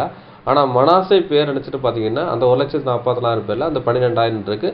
அந்த 12,000 12 அப்போஸ்தலரை அடையாளப்படுத்துன்னு பார்க்கும். அப்போ முத்திரை போடப்பட்டவர்கள் வந்து 12,000 அப்படின்னு சொல்லி மனாசே கோத்திரத்தை அங்கே சொல்லப்பட்டிருக்கு. அந்த முத்திரை போடப்பட்டவர்கள் என்னங்கிற விஷயத்தை பார்க்க போகிறோம். யோவான் 3ஆம் அதிகாரம் 33ஆம் வசனம் படிக்கலாம். அவருடைய சாட்சியை ஏற்றுக்கொள்ளுகிறவன் தேவன் சத்தியம் உள்ளவன் என்று முத்திரை போட்டு நிச்சயப்படுத்துகிறான். அப்போ அவர் முத்திரை போடுற விஷயம் எதை அடையாளப்படுத்த பார்த்தீங்கன்னா அவர் சாட்சியை ஏற்றுக்கொள்கிறவன் என்னன்னு பார்த்தீங்கன்னா அவரை முத்திரை போடப்பட்டுகிறான் இருக்கு. அவருடைய சாட்சியை ஏற்றுக்கொள்கிறவன் தேவன் சத்தியம் உள்ளவர் என்று முத்திரை போட்டு நிச்சயிக்கிறான் இருக்கு. தாம் கண்டதையும் கேட்டதையும் சாட்சியாக சொல்கிறார். அவருடைய சாட்சியை உருவான ஏற்றுக்கொள்வது இல்லைன்றது. அப்போ வந்து பிதாட்ட என்ன சொன்னாரோ அதை வந்துட்டு கேட்டு அவர் வந்துட்டு சத்தியங்களை சொல்கிறாரு ஜனங்கள்கிட்ட. யார் வந்து செவி சாட்சியை கேட்குறாங்களோ அதாவது அவருடைய சாட்சியை ஏற்றுக்கொண்டவன் தேவன் சத்தியம் உள்ளவர் என்று முத்திரை போட்டு நிச்சயிக்கிறாங்க. அப்போ வந்துட்டு இவர் வந்துட்டு பிதாவுடைய சொந்த குமாரன் தான் நம்ம ஆண்டவர் இயேசு கிறிஸ்து. இவர் வந்துட்டு தேவன் அனுப்பினார், இவர் தான் கிறிஸ்து என்று யார் வந்து ஏற்றுக்கொள்கிறாங்களோ அவங்க தான் முத்திரை போடப்படுறாங்க. முத்திரை போடப்பட்டவர்கள்னா 12,000 12 அப்போஸ்தலர்கள் தேர்ந்தெடுக்கப்பட்ட விஷயமும் 12 அப்போஸ்தலரோட உபதேசத்தை பின்பற்றுற ஜனங்களா யாரை ஏற்றுக்கிட்டாங்கன்னா இயேசு கிறிஸ்து போதனை ஏற்றுக்கொள்கிறவங்க வந்துட்டு அவங்க முத்திரை போடப்பட்டாங்க. சீல் பண்ணுற விஷயத்தை அடையாளப்படுத்துன்னு பார்க்கும். எப்படி என்றால் ஒரு விமான டிக்கெட் எடுக்கும். அங்கே வந்துட்டு பார்த்தீங்கன்னா டிக்கெட் எடுக்கிறதுக்கு நம்ம பணம் கொடுத்தாது பெய்டுன்னு சொல்லி அவர் வந்து சீல் பண்ணிடுவார். சீல் பண்ணி டிக்கெட் வச்சுட்டாருன்னா அந்த டிக்கெட்டை காமிச்சா நம்ம வந்து சென்றடைகிற அந்த தேசத்துக்கு போய் சென்றடையலாம் பார்க்கும். அதே மாதிரி பார்த்தீங்கன்னா இயேசு கிறிஸ்துவை ஏற்றுக்கொண்டு அவர் அனுப்பினவராகிய நம்ம பிதாவாய் தேவன் நம்ம ஏற்றுக்கொள்ள முச்சில பார்த்தீங்கன்னா நம்மளுக்கு நிச்சய ஜீவன் ஒன்று நம்மளை கடைசி நாள் எழுப்புவான்னு பார்க்கும். இதுதான் இங்கே சொல்லப்படாத முத்திரைங்கள் சீல் பண்ணுறது அடையாளப்படுத்துன்னு பார்க்கும். அடுத்தது சீல் பண்ணுற விஷயம் எதை அடையாளப்படுத்துன்னு பார்த்தீங்கன்னா அவர் வந்துட்டு சத்திய வசனத்தினால சீல் பண்ணுற விஷயத்தை அடையாளப்படுத்துன்னு பார்க்கும். அவர் ஆவியினால் ஜனிப்பிக்கப்படுற விஷயத்தை அடையாளப்படுத்துன்னு பார்க்கும். அதை கூட படிக்கலாம். எபேசியர் 1ஆம் அதிகாரம் 13-14 படிக்கலாம். நீங்களும் உங்கள் ரட்சிப்பின் சுவிசேஷமாகிய சத்திய வசனத்தை கேட்டு விசுவாசிகளான போது வாக்குத்தத்தம் பண்ணப்பட்ட பரிசுத்த ஆவியால் அவருக்குள் முத்திரை போடப்பட்டீர்கள். 14 அவருக்கு சொந்தமானவர்கள் அவருடைய மகிமைக்கு புகழ்ச்சியாக மீட்கப்படுவார்கள் என்பதற்கு ஆவியானவர் நம்முடைய சுதந்திரத்தின் அச்சாரமாயிருக்கிறார். எபேசியர் 1:13-14 நீங்களும் உங்களோட ரட்சிப்பின் சுவிசேஷமாகிய சத்திய வசனத்தை கேட்டு விசுவாசிகள் ஆனபோது வாக்குத்தத்தம் பண்ணப்பட்ட பரிசுத்த ஆவியினால் அவருக்கு முத்திரைப்படப்பட்டீர்கள்.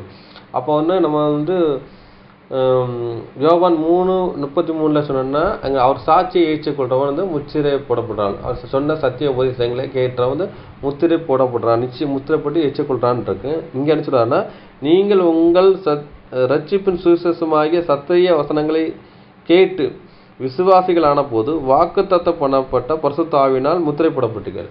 அப்போ வந்துட்டு என்ன செய்யறாரு, நீங்கள் வந்து கிறிஸ்துவை ஏற்றுக்கொண்டீங்கன்னா அவன் பரிசுத்த ஆவிங்கிற விஷயம் தருவார். அதனால் நீ சீல் பண்ணுறீங்கன்னு பாருங்க. சீல் பண்ணால் முத்திரை பொத்த போட்டீங்கன்னா நீங்கள் பரலோக ராஜ்யத்துக்கு குவாலிஃபைடுங்கிற விஷயத்த அங்கே முத்திரை போட்டார். அவர்களுக்கு சொந்தமானவர்கள் அவருடைய மகிமைக்கும் புகழ்ச்சியாக மீட்கப்பட்டவர்கள் என்பதற்காக ஆவியானவர் தம்முடைய சுதந்திரத்துக்கு அச்சாரமாக ஆகிறான் இருக்கு. அவருக்கு சொந்தமானவர்கள் இருக்கு. அப்போ பார்த்தீங்கன்னா இன்றைக்கி வெளிநாட்டுக்கு போனால் அங்கே அடிச்சுவாங்க, அங்கே உள்ள விசா இருக்கும். இந்த விசா இருந்தால் தான் என்ன பண்ண முடியும் பார்த்தீங்கன்னா அந்த தேசத்தில் போக முடியும் பார்க்கும். அதே மாதிரி பார்த்தீங்கன்னா இங்கே என்ன சொல்ல பாருன்னா அந்த விசாங்கிறது எதை அடையாளப்படுத்தும் பார்த்தீங்கன்னா நமக்கு கொடுத்த பரிசுத்தாவின் ஒரு அபிஷேகத்தை அடையாளப்படுத்தும் பார்க்கும். அவருக்கு சொந்தமானவர்கள் அவருடைய மகிமைக்கு புகழ்ச்சியாக மீட்கப்பட்டவர். மகிமைக்கு அப்படின்னா சீயோனை கட்டி அவர் மகிமையில் வெளிப்படுவான்ட்டு. சீயோனை 1,40,000 வேற எனது ஆயத்தப்படுத்தி அவர் மகிமையில் கொண்டு போகிறான்னு பார்க்கும். இயேசு பரத்துக்கு போனார்கள், அதே மாதிரி எடுத்துக்கொள்கிற விஷயத்தை அடையாளப்படுத்து மகிமைக்கு புகழ்ச்சியாக மீட்கப்பட்டவர்கள் என்பார்கள். மீட்கப்பட்டார்னா 1,40,000 மீட்கப்பட்டவர்கள். ஆவியானவர் தம்முடைய சுதந்திரத்தை அச்சரமாக இருக்கிறார். சுதந்திரம் என்னன்னா இங்கே பேதுரு நிருபத்தில் சொல்கிறாரு, நம்மளுடைய சுதந்திரம் பரலோகத்தில் இருக்குது அன்றிருக்கு. நம்மளுடைய குடியிருப்பு பரலோகத்தில் இருக்குது, நம்மளோட சுதந்திரம் நினைச்சது பரலோகத்தில் இருக்குன்றிருக்கு. தானியேல் 12 கடைசியில் படிக்கும் சில பார்த்தீங்கன்னா தானியேல்கிட்ட என்ன சொல்லுவார்னா உன்னுடைய சுதந்திரத்தை விகத்தில நீ எழுந்திருப்பாய் என்றிருக்கும். அப்போ பழைய ஏற்பாடு பரிசுத்தவான்களுடைய சுதந்திரம் எங்கே இருக்குன்னா பூமிக்குரிய சுதந்திரம். புதிய ஏற்பாடு சத்தியத்தின்படி இயேசு கிறிஸ்து ரான்சம் ஈடுபலி மூலமாகவும் சத்திய வசனத்தால் ஜெனிப்பிக்கப்பட்ட முதற் பேரானவர்கள் அவருடைய சுதந்திரம் எங்கே இருக்குன்னு பார்த்தீங்கன்னா பரலோகத்தில் இருக்குது. அவங்களோட குடியிருப்பு பரலோகத்தில் இருக்குங்கிறது சொல்லப்படுதுன்னு பார்க்கும். அதான் பிதாக்கள் வைக்க சுதந்திரம் அவங்க பிள்ளைகள் கொடுப்பாங்க. அந்த பிள்ளைகள் யாரும் அவர் சொந்தமானவர்கள் யாருன்னா 144 அதை அடையாளப்படுத்துன்னு பார்க்கும். அப்போ 12 கோத்திரம் இஸ்ரேல் ஜனங்கள் அழைக்கப்பட்டாங்க. அவங்க சேஷபுத்திரர் என்று அழைக்கப்பட்டார் என்று யாத்திராகவும் 4ஆம் அதிகாரம் 22ஆம் வசனத்தை சொல்லப்பட்டிருக்குன்னு பார்க்கும். அதே மாதிரி பார்த்தீங்கன்னா 12 அப்போஸ்தலர்களை சேஷபுத்திரர் என்று அழைக்கப்பட்டார்கள். 12 கோத்திரம் சேஷபுத்திரன்னா முதற் பலன் அழைக்கப்பட்டார்கள். இவங்க 1,40,000 பேர் இதை அடையாளப்படுத்துன்னு பார்க்கும். அப்போ சேஷபுத்திரன் பார்த்தீங்கன்னா யோசேப்பினுடைய குமாரர்களுக்கு கொடுக்கப்பட்டன்னு பார்க்கும். அதை பார்த்தீங்கன்னா படிக்கலாம். 1 படிக்கலாம். 5ஆம் அதிகாரம் 1. ரூபன் இஸ்ரவேலுக்கு முதற் பிறந்த சிரேஷ்ட புத்திரன். ஆனாலும் அவன் தன் தகப்பனுடைய மஞ்சத்தை தீட்டுப்படுத்தினபடியினால் கோத்திரத்து அட்டவணையிலே அவன் முதற் பிறந்தவனாக எண்ணப்படாமல் அவனுடைய சிரேஷ்ட புத்திர சுதந்திரம் இஸ்ரவேலின் குமாரனாகிய யோசேப்பின் குமாரருக்கு கொடுக்கப்பட்டது. பார்த்தீங்கன்னா இங்கே சொல்லப்படுது ரூபன் இஸ்ரவேலுக்கு பிறந்த சேஷபுத்திரன். ஆனால் அவன் தகப்பனுடைய மஞ்சத்தை தீட்டுப்படுத்தின அப்படின்னால் கோத்திர அட்டவணையிலே அவன் முதற் பிறவனாக எண்ணப்படாமல் அவனுடைய சேஷபுத்திரனின் சுதந்திரம் இஸ்ரவேல் குமாரனாகிய யோசேப்பின் குமாரர்கள் கொடுக்கப்பட்டது. அப்போ பார்த்தீங்கன்னா யோசேப்பின் குமாரர்களுக்கு கொடுக்கப்பட்டதுன்னு இருக்கு. அப்போ சேஷபுத்திரனுங்கிற விஷயம் எதுன்னு பார்த்தீங்கன்னா ஒரு ஆளுக்கு தான் கொடுக்கணும். அதுக்கு அந்த அந்த அந்த விஷயம் எங்கே வேணா யோசேப்பின் குமாரர்களுக்கும் கொடுக்கப்பட்டுனா யாரும் யோசேப்பின் குமார் யாரும் மனாசே எப்ராயிம்னு பார்க்கணும். அப்போ மனாசே எப்ராயிம் என்ன எதை அடையாளப்படுத்தினா சபையின் திரள் கூட்டத்தை அடையாளப்படுத்தின்னு பார்க்கும். இவங்க முதற் பேரனா சத்திய வசனத்தால் ஜெனிப்பிக்கப்பட்டவர் முதற் பேரானவன்னு சொல்லப்படுது. ரூபன் இஸ்ரவேலுக்கு பிறந்த சேஷ்டபுத்திரன் இருக்கு. ரூபன் யாரை அடையாளப்படுத்தணும் பார்த்தீங்கன்னா ரூபன்கிற விஷயம் இஸ்ரேல் ஜனங்களை டோட்டலாகவே அடையாளப்படுத்துன்னு பார்க்கும். தகப்பனுடைய மஞ்சத்தை தீட்டுப்படுத்தினா தகப்பனுடைய யாக்கோப்பனுடைய மறுமனையாட்டியுடைய அவருடைய இவர் பிரவேசித்தான்னு பார்க்கும். இது எதை அடையாளப்படுத்துனா அப்போ யாக்கோப்பு யாருன்னா பிதாவாய் தேவனை அடையாளப்படுத்துது. அவருடைய மனைவி அப்படிங்கிற விஷயம் என்னென்னா மறுமனையாட்டின்னு சொல்லி பார்த்தீங்கன்னா இங்கே நம்ம அது எதை அடையாளப்படுத்துகிற விஷயம் பார்த்தீங்கன்னா இந்த உலகத்தில் ஒரு விஷயத்தை அடையாளப்படுத்தும் மணவாட்டி சபையை அடையாளப்படுத்துன்னு பார்க்கும். அவன் மனைவி தன்னை ஆயத்தப்படுத்தினான்னா பிதாவாய் தேவன் தன்னோட கூடயே இருக்கிறதுக்கு யாரை ஆசைப்பட்டான் தன்னோட குமாரனையும் அதுக்கப்புறம் சபை என்ன பார்க்கும் அவங்களையும் கூட இருக்கிற ஆசைப்பட்டான்னு பார்க்கணும். அந்த விஷயம் அடையாளப்பட்டான்னு பார்க்கணும். அதனால் என்ன பார்த்தீங்கன்னா இந்த சேஷ்டபுத்திர பாகம் என்னன்னு பார்த்தீங்கன்னா முதற் பிறலான்னு பார்க்கும். அது தாய் தாப்பனை தன்னோட கூடையே வச்சிருக்கிற விஷயத்தை அடையாளப்படுத்துன்னு பார்க்கும். அதுமாதிரி சொத்துல 2 பங்கு இருக்கிறதா சேஷபுத்திர பாகத்தோட வேணும் பார்க்கும். அதான் ரூபன் இறந்துட்டான்னு பார்க்கும். இந்த ரூபன் என்ன இஸ்ரேல் ஜனங்களை அடையாளப்படுத்துன்னு பார்க்கும். அப்படின்னா இவங்க தீட்டுப்படுத்துகிற விஷயம் எதை அடையாளப்படுத்துன்னா இங்கே மணவாட்டி சபை ஆகிய அந்த சபை வகுப்பாரை பின்பற்றுறவங்களை தண்டிக்கிற விஷயத்தையும் அவங்கள கொல்ற விஷயத்தையும் இங்கே அடையாளப்படுத்துது. நம்ம அடவராட்சி சிகிச்சையும் அவங்க கொன்ன விஷயத்தை இதை அடையாளப்படுத்துன்னு பார்க்கும். அதுதான் ஒரு விஷயம் அடையாளப்படுத்துன்னு பார்க்கும். அப்போ மனைவி எப்படின்னு பார்த்தீங்கன்னா மனைவி எங்கள் விஷயம் எதுன்னா அதாவது கணவன் மனைவியும் ஒரே உடலாகவும் இருக்காங்கங்கிறான்னு சொல்லப்படுதுன்னு பார்க்கும்.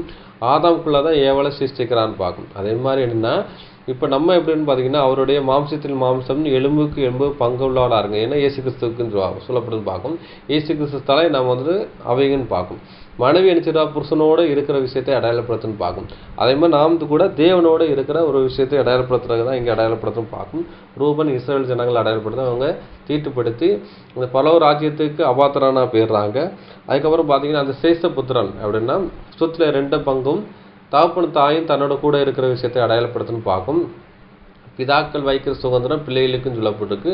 பிதாவாய் தேவனுடைய சுதந்திரமாக பரலோக ராஜ்யத்தினுடைய அந்த அழைப்புக்கு யார் பாத்திரம் இல்லைன்னு பார்த்தீங்கன்னா இவங்க யார் ரூபன் சொல்லப்பட்ட அந்த இஸ்ரேல் ஜனங்கள் பாத்திரம் இல்லை. யோசேப்பின் குமாரன், யோசேப்புனா ஆண்டவராக இயேசு கிறிஸ்துவனுடைய பிள்ளைகள்னா அந்த வந்து அவருடைய சுவிசேஷனால் பெற்றெடுத்த பிள்ளையாகிய மனாசையும் யாரும் பார்த்தீங்கன்னா இந்த திரள் கூட்டம் யாருக்கு வரும்னா தேவனுக்குள்ள வர்றாங்க. இவங்க வந்துட்டு நித்திய ஜீவனை சுதந்திரித்து கொண்டார்கள்ங்கிற விஷயத்தை அங்கே சொல்லப்படுதுன்னு பார்க்கும். இவங்க தேவனோடு இருக்கிற ஒரு அனுபவத்தையும் பார்க்கும். அப்போ பிதாவாய் தேவனும் அழியாமல் இருக்குது, ஆண்டவராய் இயேசு கிறிஸ்து அழியாமல் இருக்குது. அந்த அழியாமல் யாருக்கு கொடுக்க போகிறான்னு பார்த்தீங்கன்னா இந்த மனாசைன்னு சொல்லப்பட்ட அந்த 144க்கும் இந்த எப்ராஹிம் சொல்லப்பட்ட அந்த திரள் கூட்டத்துக்கும் இந்த அழியாமை அவர் கொடுக்க போகிறாருங்கிற விஷயம் சொல்லப்படுதுன்னு பார்க்கும். அப்போ பார்த்து இங்கே என்ன சொல்லப்பட்டிருக்குன்னா சேஷபுத்திரன் யாருன்னா யோசேப்பின் குமாரர்களுக்கு கொடுக்கப்பட்டிருக்குன்னா அந்த மனாசைக்கு எப்ராஹிமுக்கு கொடுக்கப்பட்டோன்னு பார்க்கும். அதே மாதிரி இங்கே வந்துட்டு சேஷபுத்திரான முதற்பலான்னு பார்க்கும். இது சத்திய வசனத்தால் ஜெனிப்பிக்கப்படுற விஷயத்தை அடையாளப்படுத்துன்னு பார்க்கும். அது கூட படிக்கலாம். யாக்கோப்பு 1:18 கொண்டு தம்முடைய சிருஷ்டிகளில் நாம் முதற் பலன்களாவதற்கு நம்மை சத்திய வசனத்தினாலே ஜெனிப்பித்தார். அவர் சித்தம் கொண்டு தம்முடைய சிருஷ்டிகளில் நாம் முதற் பலனாவதற்கு நம்முடைய சத்திய வசனம் ஜெனிப்பித்தான். அவர் சித்தம் கொண்டு தம்முடைய சிருஷ்டிகளில் நாம் முதற் பேரானவர்களாகும்படி நம்முடைய சத்திய வசனத்தினால் ஜெனிப்பித்தான். அதே மாதிரி பார்த்தீங்கன்னா நம்ம ஆண்டவராய் இயேசு கிறிஸ்து அதாவது சர்வ சிருஷ்டிக்கும் முதல் பேரானவர் அவன் பார்க்கும். அவர் வந்து ஜெனிப்பித்தான உருவாக்கிற விஷயத்தை அடையாளப்படுத்துன்னு பார்க்கணும். அதே மாதிரி இந்த உலக ஜனங்களில் வந்துக்கிட்டு முதல் ஃபர்ஸ்ட் குவாலிட்டி யாருன்னு பார்த்தீங்கன்னா ஜெனிப்பிக்கிற மறுபடியும் பிறக்கிறது உருவாக்குற விஷயம் யார் பார்த்தீங்கன்னா சபை அன்றிருக்கும். அதுக்கப்புறம் சத்திய வசனத்தை யாரெல்லாம் ஏற்றுக்கொள்கிறாங்களோ அவங்க வந்து மறுபடியும் ஜெனிப்பிக்கப்படுறோம். அவங்க வந்து முதற் பேரானவர்கள் அது சேஷபுத்திர பாகத்தை அடையாளப்படுத்துன்னு பார்க்கும். அப்போ சேஷபுத்திரன் பார்த்தா முதற் பலன் பார்க்கும். இவங்க யாருன்னா 1,44,000 பேரை அடையாளப்படுத்துது.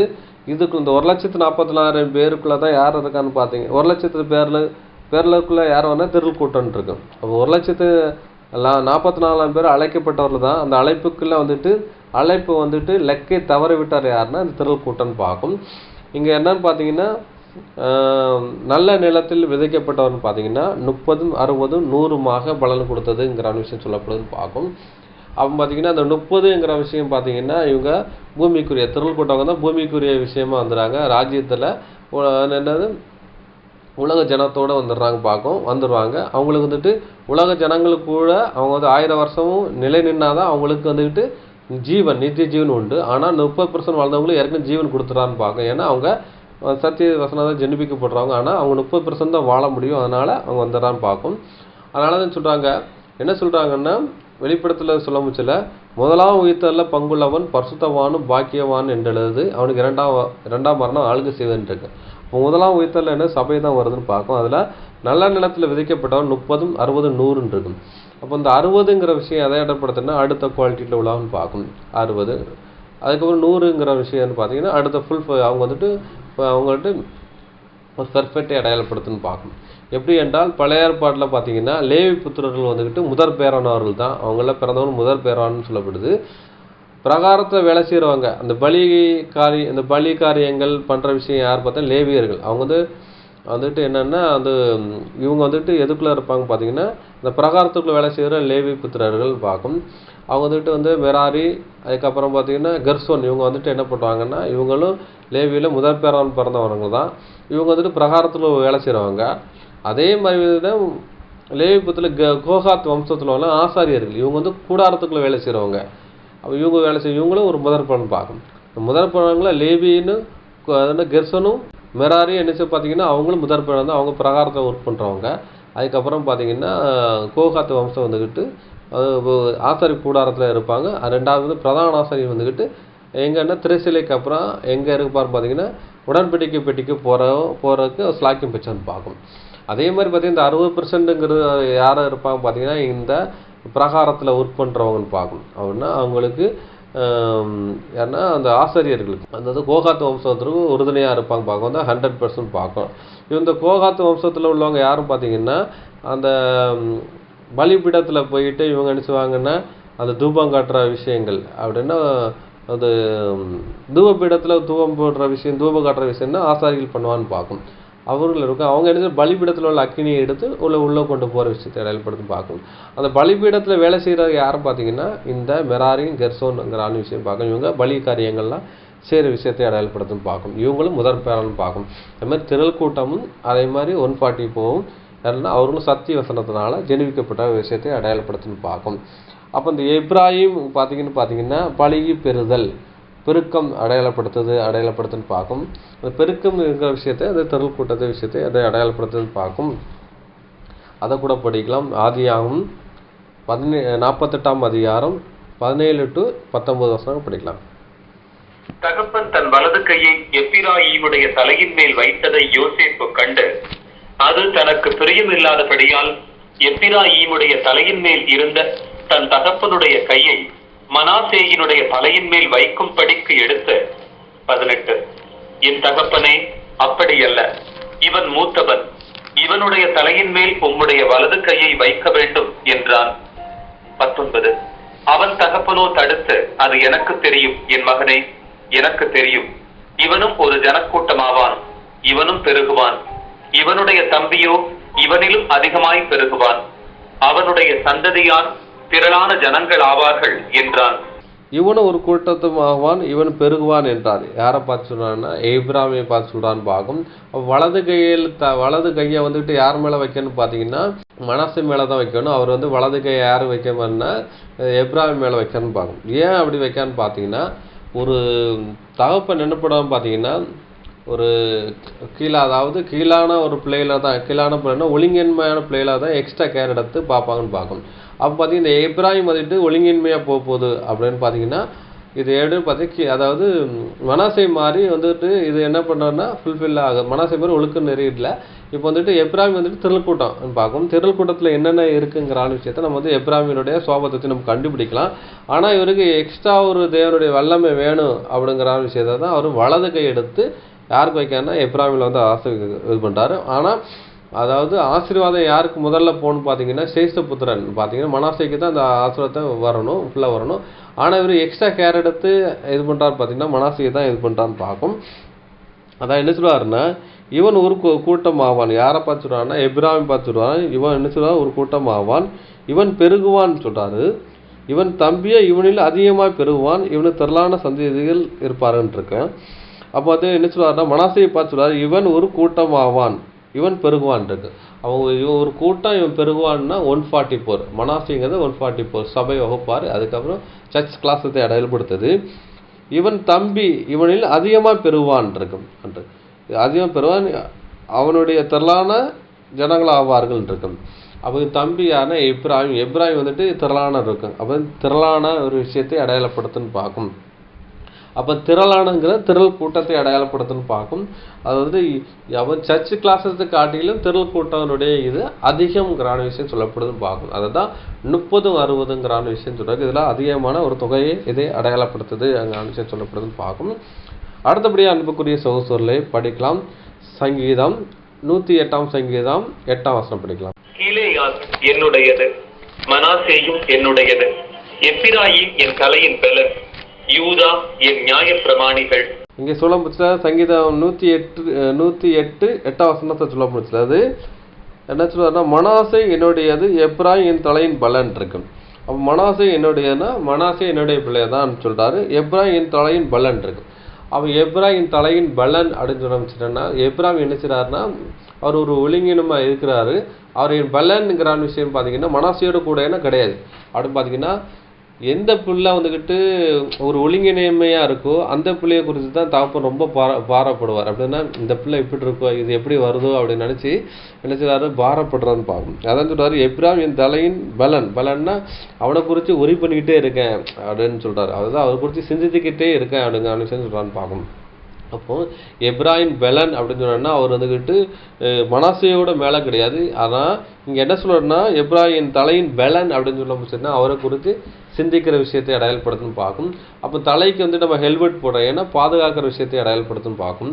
அதே மாதிரி தலை சீராக தலையை பாதுகாக்கிற விஷயத்தை அடையாளப்படுத்துன்னு பார்க்கும். அதே மாதிரி எப்ராயிம் வந்துட்டு ஒரு பாதுகாக்கணும், ஏன்னா தலையில் அடிபட்ட உடனே மறைக்க வேண்டியிருக்கு. தலையில் அடிபட்டால் சரீரமே நினச்சது டேமேஜ் ஆகுது, ஏன்னா தலையில் இருந்தால் சரீரத்துக்கு ஃபுல்லாகவே வந்துட்டு எல்லா கம்யூனிகேஷன் போதும் பார்க்கும். அதே மாதிரி இவர் என்ன பண்ணுறா பார்த்தீங்கன்னா எப்ராயிம் ஒரு தலைமாரி இருக்கார், இவர் அடிபட்டால் கீழே விழுந்துருவார். இவருடைய சுவாபம் அப்படி தான் இருக்குது. அதனால் எடுத்துறது பாதுகாக்கிறாரு. இன்னொன்று பார்த்தீங்கன்னா எப்ராயிமை குறித்து ரொம்ப தேவன் செஞ்சுக்கிறார், அவர் வந்துட்டு ஒரு மைண்டில் வச்சிருக்கிறான்னு பார்க்கும். அப்போ இந்த எப்ராயிம் யாரை அடையாளப்படுத்துனா திரள் கூட்டத்தை இதை அடையாளப்படுத்துது. அதை தேவன் மைண்டில் வச்சுட்டு இவர் வந்து சத்திய வசனத்தினால வந்துட்டாங்க, அதனால் இவங்களை வந்துட்டு எப்படியாட்டி ராஜ்யத்தில் கொண்டு வரணுங்கிறான விஷயத்த அவர் சொல்கிறான்னு பார்க்கும். ஏன்னா ஒரு கலசம் தண்ணி கொடுத்தாலும் பிரதிபலன் காண்பாய்ங்கிறான விஷயம் சொல்லப்படுது. ஆனால் இவங்க ஒரு கலசம் தண்ணிங்கிறது சத்தியத்தை யாருக்கு கொடுத்தான்னு பார்த்தீங்கன்னா உலக ஜனங்களுக்கு கொடுத்துருக்காரு. அதனால் எப்படியாட்டி அடிச்சது இவங்களை கொண்டு வரணும் அப்படிங்கிறான எண்ணம் தான் யாருக்கு பார்த்தீங்கன்னா தேவனுக்கு இருக்குது. அதனால தான் அவரை அந்த திரள் கூட்டத்தை குறித்து அவர் மனதில் வச்சு அவர் என்ன சொல்கிறாரோ கொண்டு வரங்கிற என்ன இருக்குன்னு பார்க்க. அதை தான் இங்கே சொல்லப்படும் எப்ராயிம் தலையின் பலன்னு அவர் குறித்து ஒரி பண்ணுறாரு, ஆனால் சிந்திக்கிற விஷயத்தை அடையாளப்படுத்துறதுன்னு பார்க்கும். அடுத்தபடி அன்புக்குரிய சகோதரர்களே இதெல்லாம் பார்த்தாச்சு. அது எப்ராயிம் யாருன்னா திரள் கூட்டத்தை அடையாளப்படுத்துன்னு பார்க்கும். அதுக்கப்புறம் எப்ராயிம் தவறுகள் அப்படின்னா திரள் கூட்டம் என்னென்னலாம் மிஸ்டேக் பண்ணிச்சு அப்படிங்கிறான விஷயத்த நம்ம வந்து அடுத்த பாடத்தில் பார்த்து முடிக்கலாம் பார்க்க. அப்போ தான் நம்மளுடைய அந்த காரியங்கள்லாம் பார்க்க போகிறோன்னு பார்க்கும். அப்போ எப்ராயிம் திரள் கூட்டம் அடையாளமாக இருக்குது, அவங்க என்னென்னலாம் தவறு பண்ணாங்க அப்படிங்கிற விஷயம் பார்க்க போகிறோம். அந்த கேரக்டர் நமக்குள்ளே இருந்தால் நம்மளும் திரள் கூட்ட வகுப்பாருங்கிற விஷயத்தை அடையாளப்படுத்துன்னு பார்க்கும். அதனால் அடுத்த பாடத்தில் எப்ராயிம் தவறுகள், அதாவது திரள் கூட்டத்தினுடைய தவறுகள் என்னங்கிற விஷயத்த நம்ம பார்க்க போகிறோம். இதான் ஒரு விஷயம் பார்க்கும். இவ்வளோட பெருமையை கேட்டவங்களே தேவன் தாமே ஆசீர்வதிப்பாராக. ஆமென்.